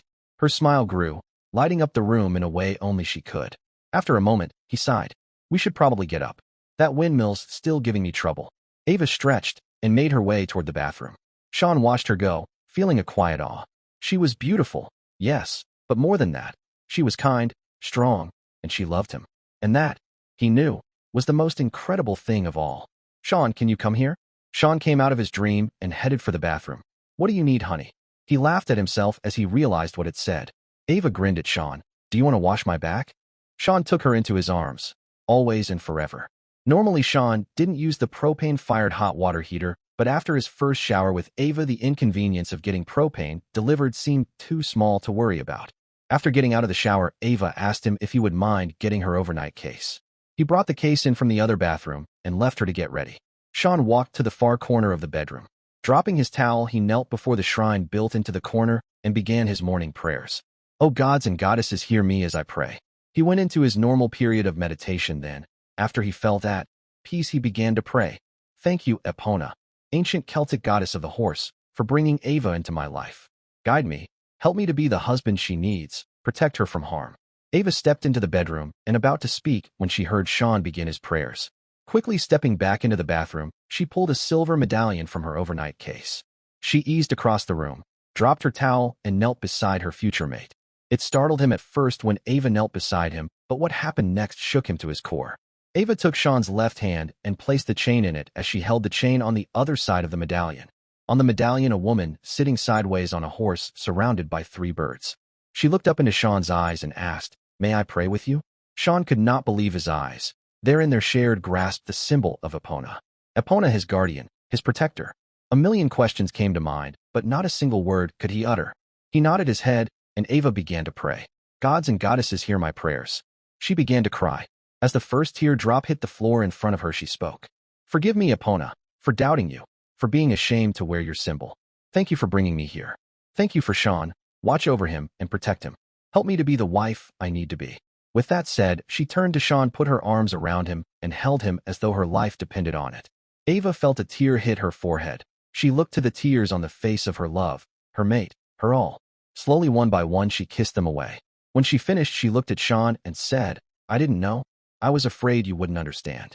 Sean silenced her confession with a kiss. When their lips parted, she started to continue. He slowly shook his head and said softly, "It doesn't matter. It really doesn't matter. It's all right. No. Actually, it's better than all right. This was meant to be. I love you, Ava." Ava couldn't believe what had happened since Friday. Her dad would have been very happy. Sean stood and offered his hand to Ava. "If you'll start breakfast, I'll go feed, so that by the time we've finished eating and cleaned everything up, they'll be through as well." Sean went out the door, headed for the barn, whistling some unknown song, happier than he'd ever been. He fed the horses and mules, then put the tools and parts he might need for the windmill in the wagon they would be taking. Then he headed back to the summer kitchen to see if Ava had breakfast ready. As Sean approached the summer kitchen, he could hear Ava singing. It took him back in time. His mother used to sing while she prepared their meals. To Sean, it felt as though he had known and loved Ava all his life. She made him feel whole. She made him feel alive. He stood there listening as she sang, his mind going over the feelings of the past week. He was still standing there when Ava came out looking for him. Ava saw him standing there lost in thought. "Sean, breakfast is ready." He walked the last few feet to the summer kitchen. "What were you doing out there?" Ava asked Sean as he washed his hands. "I was listening to you sing. It reminded me of my mother." They ate their breakfast, then cleaned up the kitchen. It would be an all-day trip to the windmill and back, so Sean and Ava packed a lunch, a few drinks, and some snacks. When they got everything packed, Ava asked, "Do you want me to put this in the truck?" "We're not going in the truck. Just leave it sitting here while we go up to the barn to get our ride." Sean and Ava walked up to the barn. Sean caught Pete and started putting his harness on him. After finishing with Pete, Sean caught Repeat and put his harness on. When both of them were rigged up, Sean hitched them to the 1905 John Deere farm wagon. Ava couldn't believe the condition of the old wagon. "Where did you find this?" "My great-granddad bought it new. It's been rebuilt a couple of times. Go back there and look under that tarp." Ava walked to the very back of the adobe barn, where she lifted the corner of a dust-covered tarp. "Oh, Sean, it's beautiful. How old is it?" "It was made in 1885 in England and came first by sea to Galveston and then by rail to here." "Are these the only horse-drawn vehicles you have?" "No, there's a buckboard and another work wagon over in the hay barn." With the mules hitched, Sean lifted the petite Ava up on the wagon seat. Climbing up beside her, he took up the reins, giving them a flick. "Get up, boys." Sean and Ava sat side by side as they drove back up the house. When they got there, Sean hopped down off the seat and went to get the food and drinks they had packed. Spring in West Texas can leave you sunburned or frostbit with equal ease. It was looking like it would be a sunny March day. When Sean looked up at Ava sitting on the wagon seat with her seed cap and t-shirt, he decided she needed a little more protection. Running into his bedroom, he grabbed one of his chambray shirts. Going into the closet in his old bedroom, he pulled down a hat box from the top shelf. Inside the box was a brand new palm leaf cowboy hat. Sean had bought it for his mother for her birthday, but she had died before he could give it to her. He had put it in the closet and hadn't thought about it till he looked up at Ava on the wagon's seat. In a way, the hat felt like the first step taken in healing the wounds left by his parents' death. He looked at the shirt in his hand that would swallow the diminutive Ava. Reaching to the back of the closet where the blouses, dresses, and clothes that had once belonged to his parents still hung, he grabbed one of his mother's long-sleeve blouses, dropped the first shirt he'd picked up off, and headed to the wagon. Sean handed Ava the blouse as he was sitting down. Reaching over and taking off Ava's cap, he put the new hat on her head. How about that it fits? Whose hat is this, Sean? I had bought it for my mom's birthday. She never got to wear it. Are you sure about this? Ava worried about causing him more pain over his parents' deaths. If she was here, she would insist on it. Now, you ready to head out? Wagons ho, Ava said with a laugh, and off they went. Ava was amazed at how desolate the area was. There were two things in the wagon that she was curious about, and after an hour she had to ask, Sean, why do you have that pistol strapped to your side? You also have a rifle in this scabbard. It seems like an awful lot of firepower just to go check a windmill. You see those mountains? Sean pointed off the south. They're in Mexico. This is still pretty wild country. We've had drug smugglers, people smugglers, and a host of ne'er-do-wells from both sides of the border that come through here all the time. Do you know how to shoot honey? Yeah, Dad taught me how. I have a Ruger Mini 14 and a Glock 9mm at home. They are in a hidden cabinet Dad had made, so I know Sue hasn't found them. Ava paused for a minute, then asked, Sean, could we make a trip to my dad's ranch and pick up some things next week? I don't know why we couldn't do that if you wanted to. Now it was Sean's turn to reflect a bit. Ava, when do you want to get married? I'm ready for you to move to the ranch right now. Ava smiled, leaned into Sean, giving him a hug. We could start on it tomorrow when we go back to Sanderson. Ava giggled. Who all are we going to invite? Well, other than the friends I've made here, I'd like to invite my friends Sarah and Jake that I worked with, and Mrs. Logan and her daughter. There's no one else that I care about. Sean thought for a second. Well, everybody in Sanderson would show up if we'd let him, but Sam, Simon, Sylvia, and maybe Doc Eller is all I care about having there. The rest of the trip was spent planning their impending marriage. There was no one there to tell them they were rushing into this. No one there urging them to think it over. As far as they were concerned, they had waited long enough. When they arrived at the mill, Sean made a quick check of it and found it to only need a little maintenance. Before he started on the mill, they decided to eat lunch. They ate on an old quilt that spread under a mesquite tree, which was prospering from the overflow from the concrete storage tank. After finishing their lunch, Sean and Ava stretched out on the quilt, kissing and touching. Sean would have been content to lie right there, but Ava wasn't going to let him. It took an hour to check the blades and tail on the mill. Sean checked to see if there were any loose bolts. The pump would need a new set of leathers and a new ball and seat before the long, hot days of summer hit. Sean was making his way down the tower when he heard a giggle and a splash. Sean turned and looked down to see a very naked Ava swimming around in the concrete storage tank. Come on in, it's not too cold. Yeah, right, little over a week ago it was covered with ice. Sean finished climbing down the tower and walked over the wagon and reached under the seat, pulling out a large plastic bag. He opened the bag and took out 2 beach towels and put them where Ava had piled her clothes. After stripping down, he climbed the ladder and dived into the 8-foot deep concrete tank. It was cold, but not as bad as he had thought it was going to be. Ava swam up to Sean and wrapped her arms around his neck. This tank is huge. I've never seen one this big. Sean smiled and leaned in, brushing his forehead against hers. What were you saying? He asked playfully. Nothing. She laughed, then shivered slightly. Can we get out now? I'm starting to get cold. She started swimming toward the ladder. Sure, come on. I'll help you warm up. Ava turned and smiled. Is that a threat or a promise, Mr. Miles? That, my soon-to-be Mrs. Miles, is a promise, he said, giving her a boost as she climbed onto the edge of the tank. As she sat there catching her breath, Sean offered a towel and looked up at her with a quiet admiration. Her small frame was still dripping from the cold water, and she rubbed her arms for warmth. He joined her at the edge, wrapping a towel around her shoulders. Here you go, babe. When did you bring these? They stay in the wagon. I keep them in the box under the seat, with extra food, water, ammunition, and survival gear, he said. Sean's voice grew serious. This country is unforgiving. If you're not prepared, it'll get you. Ava caught the look in his eyes, protective, focused, full of love. I'll be careful, Sean. I promise. Sean picked her up and carefully walked to the quilt in his bare feet.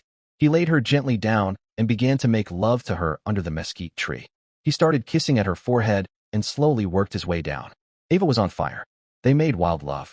Sean lay down on the quilt beside her and waited as she slowly rejoined the land of the living. Ava blinked a couple of times, then through slitted eyes she moaned, "Oh, Sean."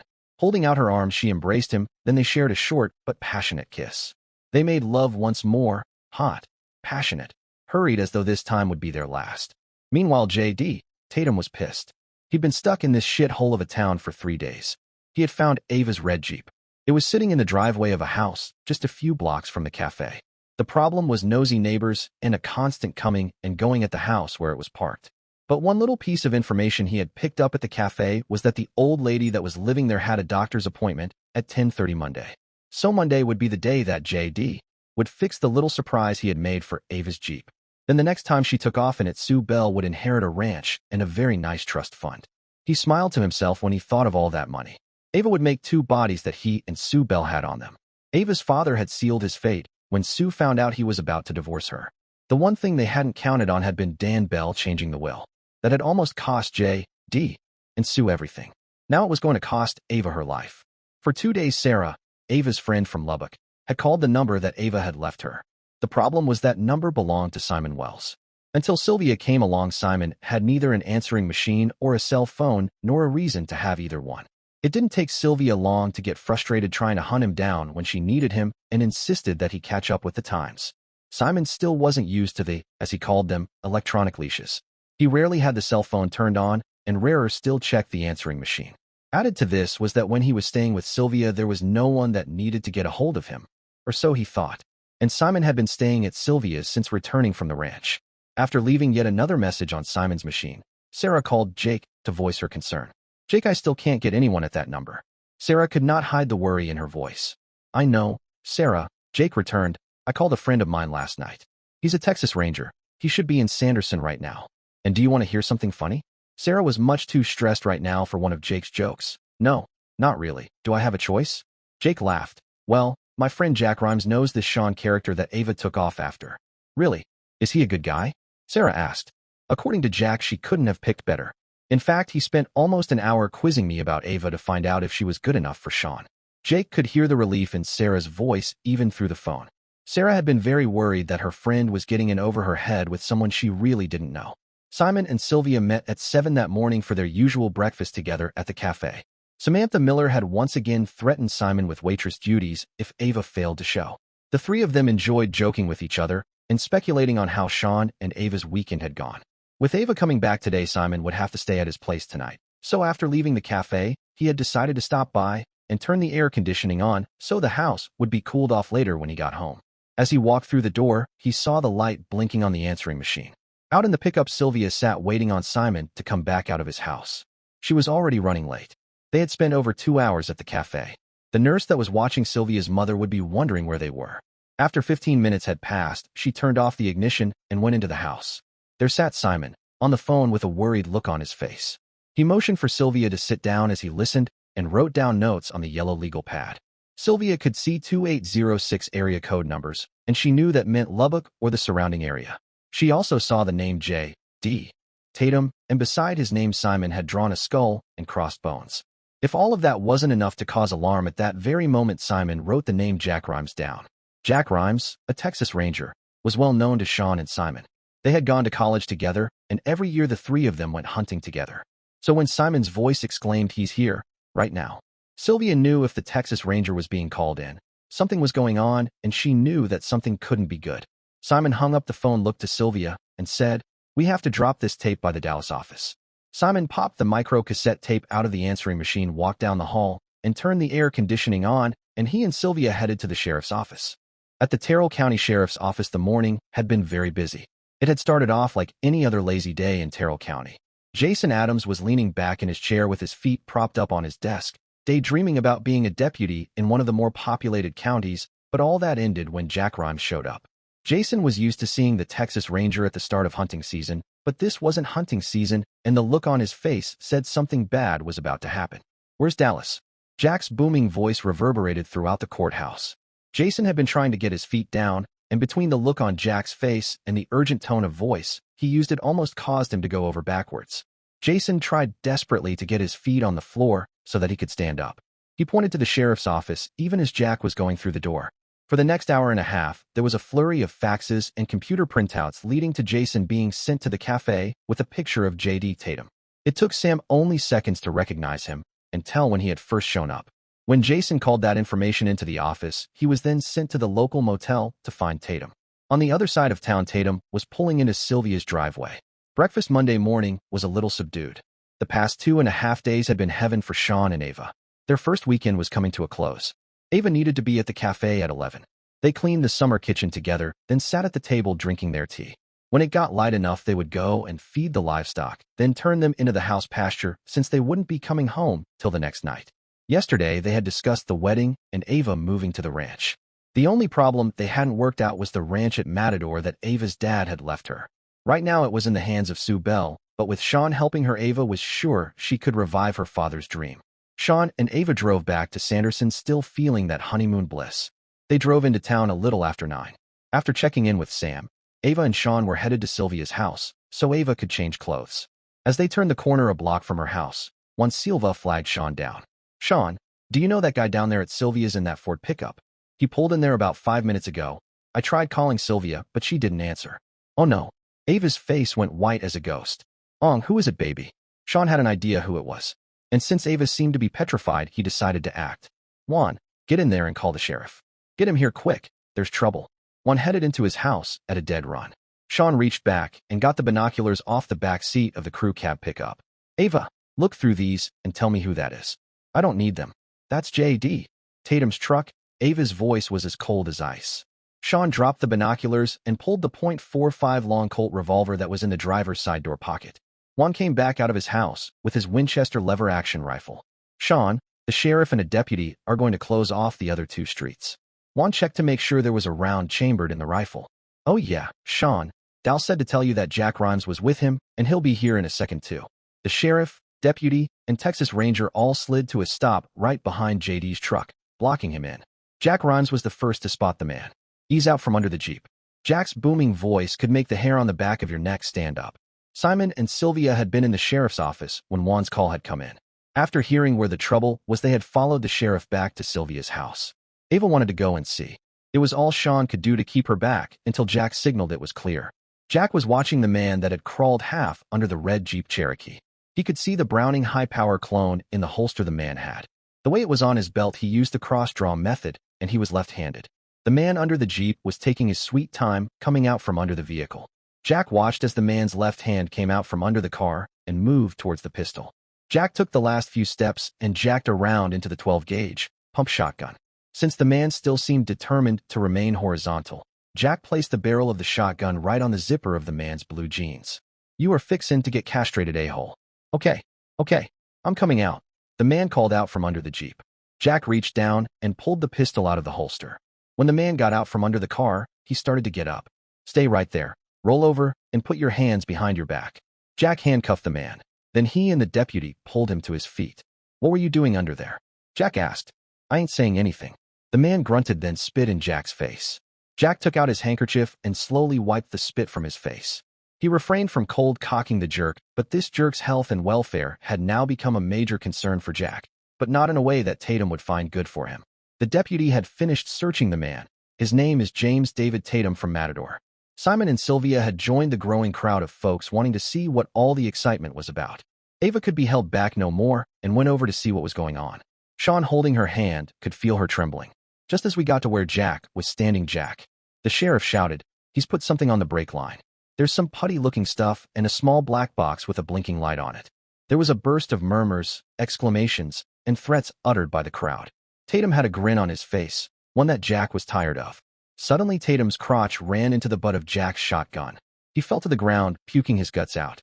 A collective groan came out of the crowd of onlookers. But oddly enough, it seems no one had seen anything happen to the man that was now laying on the ground rolling in his own vomit. Ava told Jack what she thought of Tatum, and Sean filled in what he suspected Ava's stepmother's involvement was. Jack decided to err on the side of caution and called his boss to ask for an explosives expert. 20 minutes later, Jack got a call informing him that an explosives expert with the Department of Public Safety, or DPS, was on his way from El Paso and would be there when he got there. Jack hollered at the sheriff, "Dal, If you'll get all these people out of here, I'll take this jackass and lock him up. Looking at Tatum, he said, I sure hope the judge ain't down on the river fishing. It might be 4 or 5 days before your hearing. Jack turned and winked at the sheriff. Dal nodded his head. I think he just left. Sean looked at Jack and asked, Can Ava go in there and get her some clothes out? Sean, stay away from the Jeep. But go ahead, just don't touch it until the bomb squad gets here, Jack said, shaking his head. The way Sean was acting made it clear. The rumors about him being in love weren't rumors. They were true. Jack turned to the man in cuffs. You're not getting into my truck like that. There's a water hose over there, Jack. We can rinse him off and put him in my car, the deputy, Jason, called out. Good idea, Jason. Jack dragged the handcuffed Tatum into the middle of Sylvia's front yard, grabbed the hose, and gave it a yank. Jason turned on the water. The first spray was warm, heated by the sun, but quickly turned ice-cold well water. Jack aimed it at Tatum without hesitation. Shame about those fancy lizard skin boots getting soaked, Jack said with a chuckle. Don't you think, Jace? He then filled each boot to the top with water. Jason spotted the phone clipped to Tatum's belt. Don't soak that phone. It could show us who he's been talking to. He watched as Jack finished filling the boots, then carefully removed the phone and slipped it into his own pocket. You small-town deputies sure think you're clever, Tatum muttered. Jason smiled at Tatum. I'm the only small-time deputy around here. The man with the water hose, the man whose face you spit in, is a Texas Ranger. The look on Tatum's face brought laughter from the 3 lawmen. He looked like he was going to throw up again. Are you going to get sick again? Jack asked the now dejected Tatum. Tatum knew he had really screwed up. Small-town cops were one thing, but if the Rangers were involved, he would be very lucky not to end up with a needle in his arm. He thought about the reason he was here. An idea of how to save his own neck was starting to form. He had one chance, one card to play. He hoped it would be enough. Jason took the soggy Tatum and put him in the back seat of the Explorer he used for a patrol car and drove away. Ava and Sean had just stepped out of the house when they saw Tatum being driven away. See, baby, Sean told her, that scumsucker is out of your life for good. Ava dropped the suitcase she was carrying and hugged Sean as though she was going to lose him. Looking up at him, and my stepmother? If she had anything to do with this, Jack will take care of her too. He kissed Ava on the nose. It's not smart to spit in the face of a ranger. Not literally or figuratively, and he's done both. Sean and Ava left Sylvia's and drove to Simon's house. Mostly Simon stayed at Sylvia's since they had found each other, but long ago, he had given Sean a key to his place for the times when Sean didn't want to drive back to the ranch. Ava changed clothes and held Sean. She knew she needed to get to the cafe, but wasn't sure she could face everyone. And in Sanderson, everybody would already know what had happened to the new girl. The girl that worked at the cafe with Sam. The one that came down here looking for Sean. You know the one, Sean Miles' girl. Sean and Ava walked into the cafe a little after 11. Ava was holding her apron in one hand, the other firmly gripping Sean's. As they walked in, conversation faded to silence. Sam had just stepped into the kitchen when she heard the noisy cafe go suddenly silent. She turned and rushed to meet the only 2 people in town that could have caused that to happen. Samantha looked at Sean and then at Ava. All right, let me see it. Ava dropped Sean's hand and handed him the apron she was carrying. She then raised her left hand and showed the heirloom ring now residing on her finger. Sam smiled, pulled Ava into a hug. I knew you were the one the day you walked in that door. In only minutes, Sam and Ava both had tears of joy running down their cheeks. Sean, Simon, and Sylvia sat around the table in the back corner of the cafe that Sam used for her office and entertaining friends. Sam took their drink orders, and she and Ava worked the busy lunch crowd. Simon and Sylvia pumped Sean for information on Tatum, while Sam and Ava took and delivered food orders, but he refused to answer any questions about what had happened over the weekend. An hour and a half later, Ava took Sean, Simon, and Sylvia's food order and turned it into Cookie. She returned to the table with a pitcher of tea to refill everyone's glasses. Shortly after that, Sam arrived with everyone's meals. As they sat around the table eating, Sam and Sylvia were trying to squeeze out every detail of the past weekend. No one mentioned the events at Sylvia's. This was a happy time, and nothing was going to change that. So, Sam started, when and where is the wedding going to be? As soon as she had said it, another question popped into her mind. Her hand reached to her neck and felt the silver chain there. She looked up to see Sean grinning at her. What about? She looked around. The cafe had emptied out after the noon rush. Her eyes pleaded with Sean. She didn't want to ask what was on her mind, afraid that Ava would get upset. Ava, show Sam your medallion, Sean said as he grinned. Ava, sensing Sam's ill ease and seeing the grin on Sean's face, pulled the medallion out ever so slowly, then before it could be seen, covered it with her hand. Is there something bothering you, Sam? Ava smiled as she teased Sam. Sam was looking more and more uncomfortable. Well, it's just that, Sean. She paused, not knowing how to say what she wanted to say. Ava decided to let her off the hook. There's not a problem, Sam. The goddess has taken care of everything. Ava removed her hand, revealing the medallion showing Epona on her horse. Sam pulled Ava into a hug and started crying. No one said a word. After Sam had recovered, they started planning the wedding. They picked the first weekend in April, the weekend after next. All that was left was to call the judge. The cafe's ringing phone broke up the planning session. The sheriff wanted Ava and Sean at the courthouse. While the gang at the cafe had been planning a wedding, the Terrell County Sheriff and Ranger Jack Rimes had been quizzing J.D. Tatum. Tatum had made it very plain that he was not going to answer any questions. It took only a small amount of digging to find out that Tatum had made some mistakes in his life, some of them big mistakes. The biggest of these was not spitting in Jack's face, but that spit was going to result in a custody transfer, which Mr. Tatum was not going to find beneficial to his long-term health. 2 years earlier, Tatum, in a drunken rage, had severely beaten a Mexican man in a bar fight. Tatum may not have known who Tomas Rios was, but Jack Rimes sure as hell did, and he decided that now was as good a time as any for Mr. Tatum to find out who he was, or, more specifically, who his father was. Jack put down the print out of Tatum's criminal record. "Well, Mr. Tatum," Jack started, "I see here that 2 years ago you beat a man almost to death in a bar fight in Lubbock. No charges were ever filed," Tatum mouthed back at Jack. Jack smiled. "Yes, that's right. Do you want to know why?" Not waiting for an answer, Jack continued. "The man you beat up is the only son of Jorge Rios." Tatum couldn't help but notice the bored look on the sheriff's face had been replaced by a smirk, and the deputy nearly fell out of his chair. "Is that supposed to mean something to me?" Tatum asked gruffly. No, it doesn't mean anything to you unless I pick up the phone and make a call," Jack said, smiling as he let his words sink in. Jack's smile was unsettling to Tatum, and without realizing it, Tatum gave away his unease. What would happen then? His confidence was beginning to crack. "Oh, then we'd have to leave you in this jail all by yourself," Jack replied. "That way, none of us would get hurt when they come in here to take you. You see, Mr. Tatum, Jorge Rios is the enforcer for the Talavera family just across the border in Mexico. You hurt his son pretty badly. He's going to want to have a serious conversation with you. And don't expect any of us to risk our lives to save you. If you were talking to us, that would be one thing. But since you've already said you won't cooperate, well, you're on your own now." J.D. knew he was stuck. He could spend the rest of his life in prison or be dead after a long period of torture. The choice was an easy one. He told the ranger everything that had happened. A court reporter and a video camera made a record of every word he spoke. As soon as Tatum had finished his story, Jack Rimes called the Motley County attorney and explained what was going on. Less than an hour later, a warrant had been issued for Sue Bell for conspiracies to commit murder and theft, the capital murder of her husband, Dan Bell, the attempted kidnapping and murder of Avelini, Ava Bell, and the theft of her college fund. A sheriff's deputy and a DPS trooper were being sent to the Bell Ranch to arrest her. In Terrell County, every charge that fit and a few that wouldn't were being brought against Sue Bell. At the same time that Motley County was swearing out warrants, so too was Terrell County.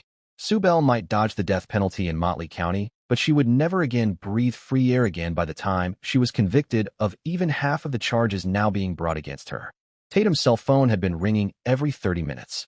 The caller ID showed Sue Bell's number. Rather than tip their hand, they simply turned the phone off.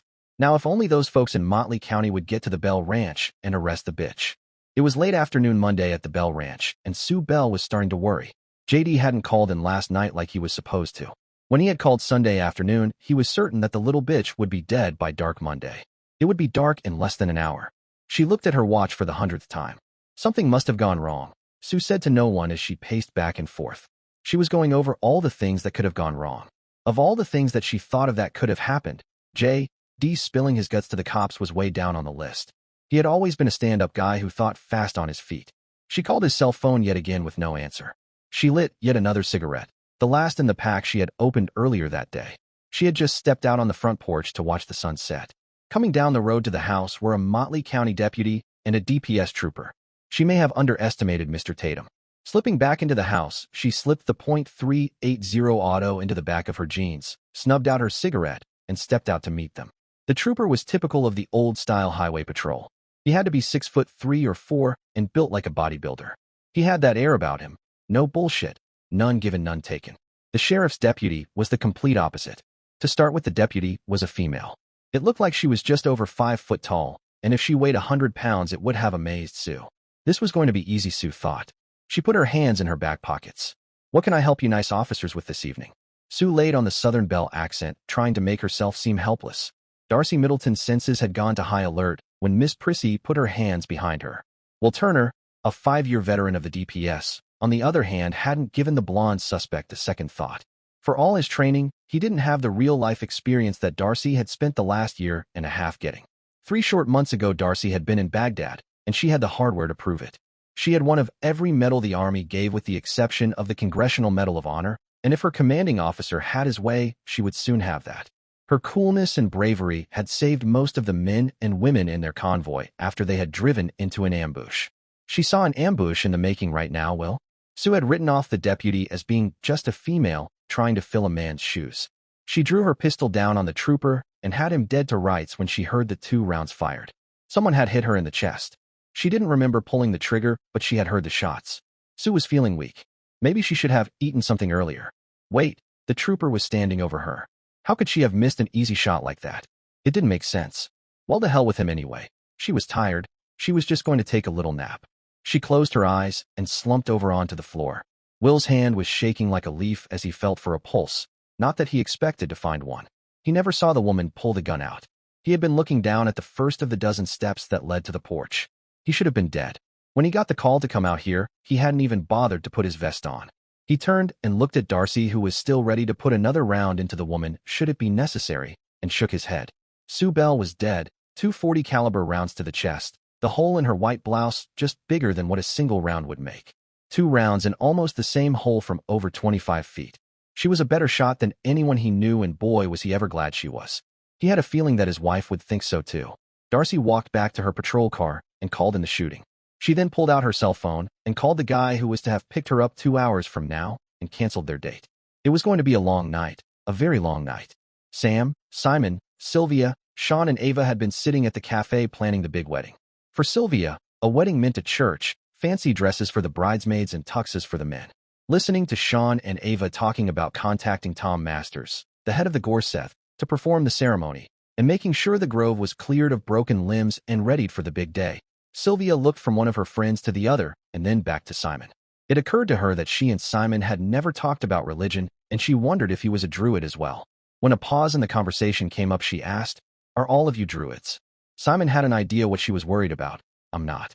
And then after a lengthy pause, he finished with, "Not yet anyway." Then he smiled at Sylvia. Ava had seen the look of distress on Sylvia's face when she turned to give Simon one of those looks. She quickly winked at Sean and Sam. "Sean, what do you think about having the wedding skyclad?" Sean was expecting her to say something, but definitely not that, and the result was him almost spraying iced tea all over the table. Instead, he inhaled the mouthful of tea, causing him to choke and sputter. Ava was slapping him on the back, fretting over him as he slowly regained his composure. He had almost recovered when Sylvia asked, "What's skyclad?" The table erupted into laughter from everyone except Sylvia.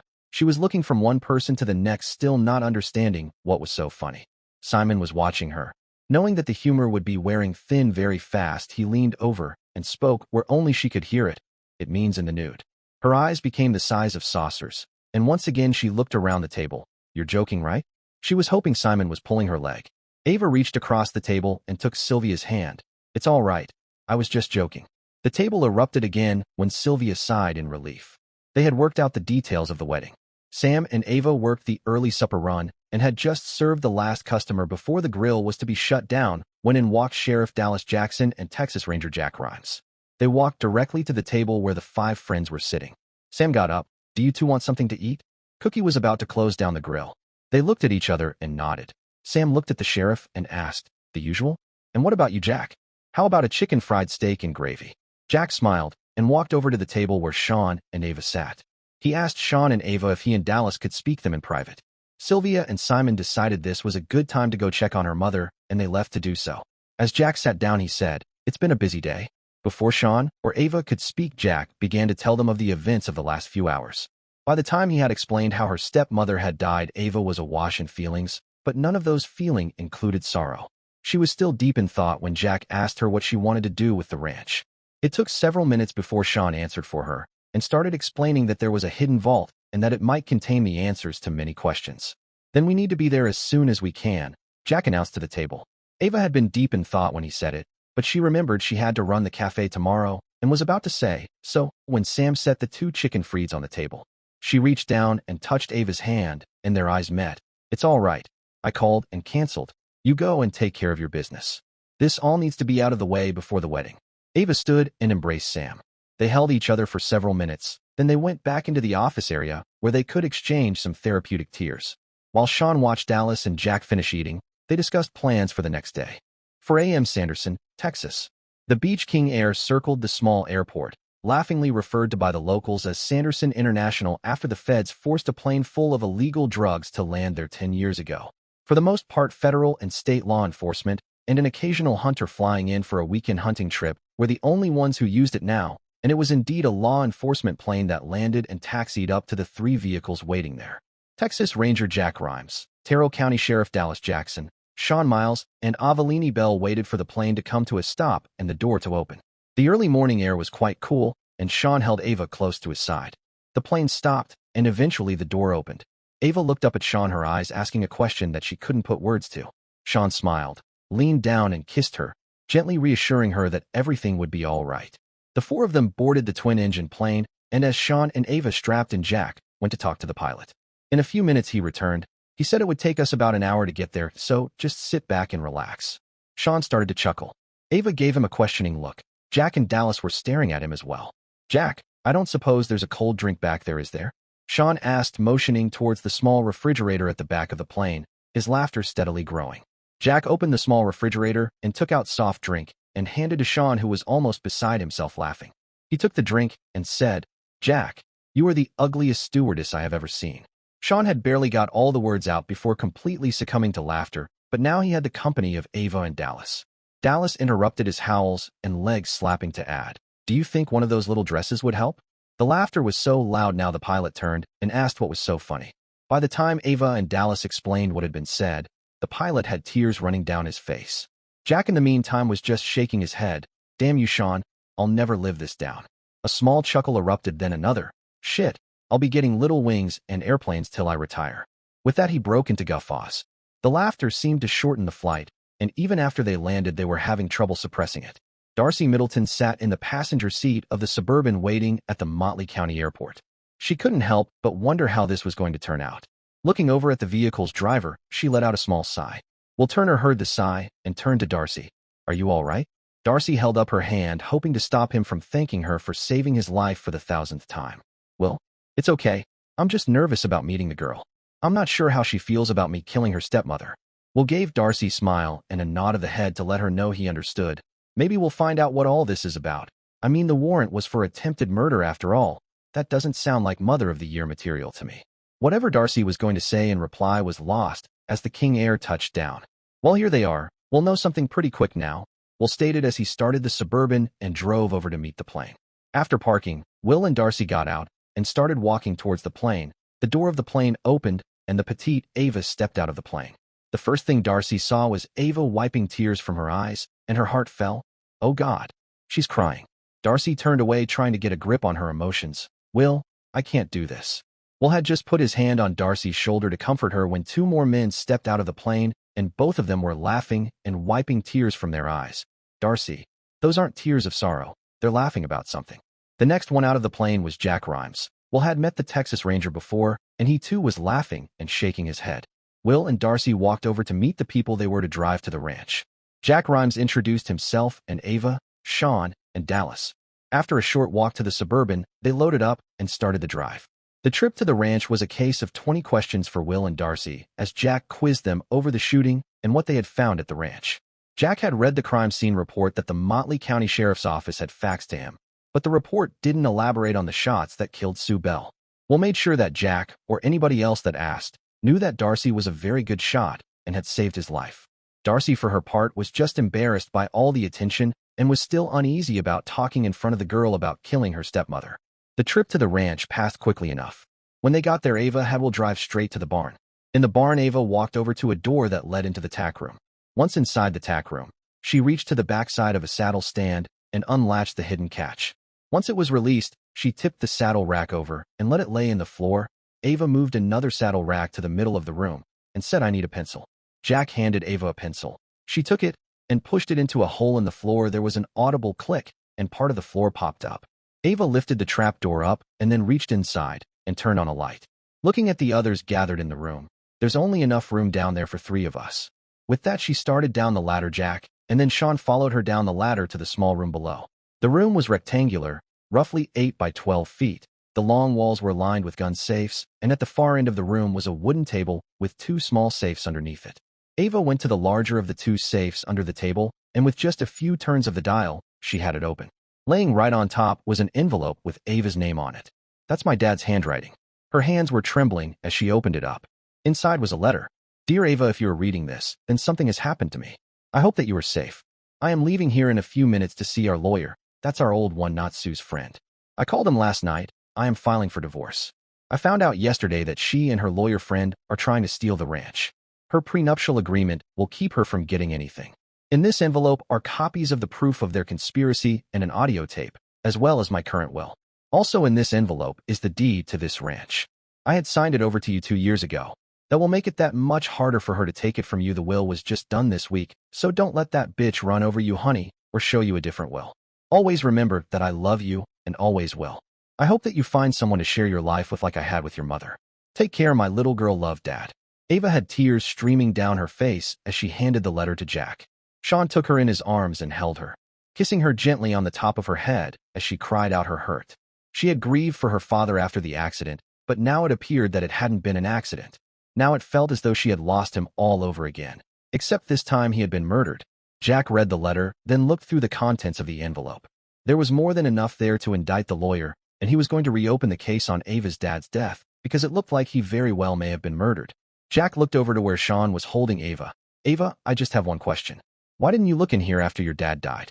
Ava turned in Sean's arms to face Jack. Sue told me not to come out, and I was afraid to. J.D. gave me the creeps. Jack nodded his head and said quietly, well, it probably worked out better this way. Before leaving the hidden room, Ava wanted to get her pistol and her rifles out of the gun safe to take back with them. She got out the ones she wanted and showed Sean the rest, and asked if there were any that he would like to take back to the ranch. There were a couple that he was interested in, so they took those and handed them up to Dallas, and then they all went back up the ladder. Ava turned off the lights and latched the door, and after setting the saddle rack back up and hooking the hidden latch, they put everything back to rights in the tack room and closed the door. Sean and Ava would be loading up some other things and taking them, but they would see their friends off first. When they walked out of the barn, Darcy was walking towards them from the house. She called out, Hey Ava, your lawyer is here. Bill Squires? Ava asked. No, it's John J. Dillard. He says this ranch is his, and he has the papers to prove it, Darcy replied. Jack Rhymes just started laughing. Boy, it doesn't get any easier than this. The damn crook drives out to you to get arrested. Sean and Ava put the guns into the Suburban and Will drove them up to the house. Inside, Mr. John J. Dillard was going through the drawers in Ava's dad's study when they walked in. Oh, there y'all are. You need to get off my property, and you will not be taking anything with you, Dillard announced. Ava looked like she was about to explode, so Jack turned to her. Just a minute, Ava. I can straighten all this out real fast. Jack then turned to Dillard and introduced himself. My name is Jack Rhymes. I'm with the Texas Rangers, and you, sir, are under arrest. Dillard's face paled. Then he swallowed and asked, What for? Well, it looks like according to these papers in this envelope that you and Sue were trying to steal this ranch, and I suspect that the 2 of you had Ava's dad murdered. How's that for starters? Jack was grinning as he walked over and handcuffed the shyster and read him his rights. Jack then picked up the phone and called the district judge and explained to him what was going on. Before he hung up, search warrants were being drawn up. Jack then reached into the envelope and removed the deed and handed it to Ava. You keep this with you. I'm sorry, but I'll need to keep the letter your dad wrote. Between the letter and the other stuff in this envelope, it should be enough to put a needle in this scumbag's arm. Jack really wasn't sure that was the case, but he didn't have any problem making Dillard think so. Ava just nodded her head, turned to look at Sean, then turned back to Jack. There won't be a problem if Sean and I load up some of the stuff I wanted to take back, will there? Jack smiled at her. No, the ranch is yours. Get whatever you want. You were planning on driving back anyway, weren't you? Yes. We're planning on taking back 2 of the horses. Ava replied. Sean walked out to the Suburban and got the guns they had put in earlier and brought them into the house. He laid them out of the way and watched as Jack and Dallas searched. Dillard then took him and put him in the Suburban. Sean and Ava said their goodbyes and watched as Jack and Dallas drove towards the highway back to town. Once they were alone, Sean looked at Ava and asked, Where do you want to start? Ava smiled, then kissed Sean. Let me make some phone calls, and then we'll hook up the trailer and start loading stuff. For the next hour, Ava talked to her dad's lawyer as well as the bank. Both places had paperwork that she would need to sign, but none of it could be ready before 9 the next day. Sean and Ava talked it over and decided to spend the night at the ranch. That would save them having to make a special trip back later. They spent the rest of the day packing up the things Ava wanted to take back to Sanderson. They even made another trip to the hidden room, where she retrieved some of her mother's jewelry and a stash of cash her father had hidden years ago. The last item to be loaded was a beautiful walnut chest. When Ava opened it, the scent of cedar filled the room. Underneath a quilt handmade by her grandmother was the item she'd been searching for, her mother's wedding dress. Ava held the dress up to herself, admiring it in the mirror. Her father had always told her how much she resembled her late mother, and now, seeing the dress, she felt that connection even more deeply. Sean appeared at the doorway just as she was studying her reflection. He had been about to call her name but stopped, taken aback by the sight of her in the mirror. His heart swelled as the whirlwind of the past week flashed through his mind. From the moment he first met her to the moment he almost lost her. A chill ran down his spine at the thought. No, he thought. That couldn't happen. Not now. They had found each other. He walked up behind Ava and gently wrapped his arms around her. I love you, Avelini, he said softly. You make me feel alive. Ava sighed, comforted by his embrace. For a while, they just stood there in silence, holding each other close. He had brought her strength when she needed it most. She turned to face him and looked into his eyes. I love you, she whispered. They stayed that way for a long time, quietly drawing strength from one another. The night passed peacefully, and by morning, they were ready to face whatever the day ahead might bring, together. Dear listeners, next part of this story will be published soon. Please share your thoughts in the comments section below, and don't forget to like, share, and subscribe.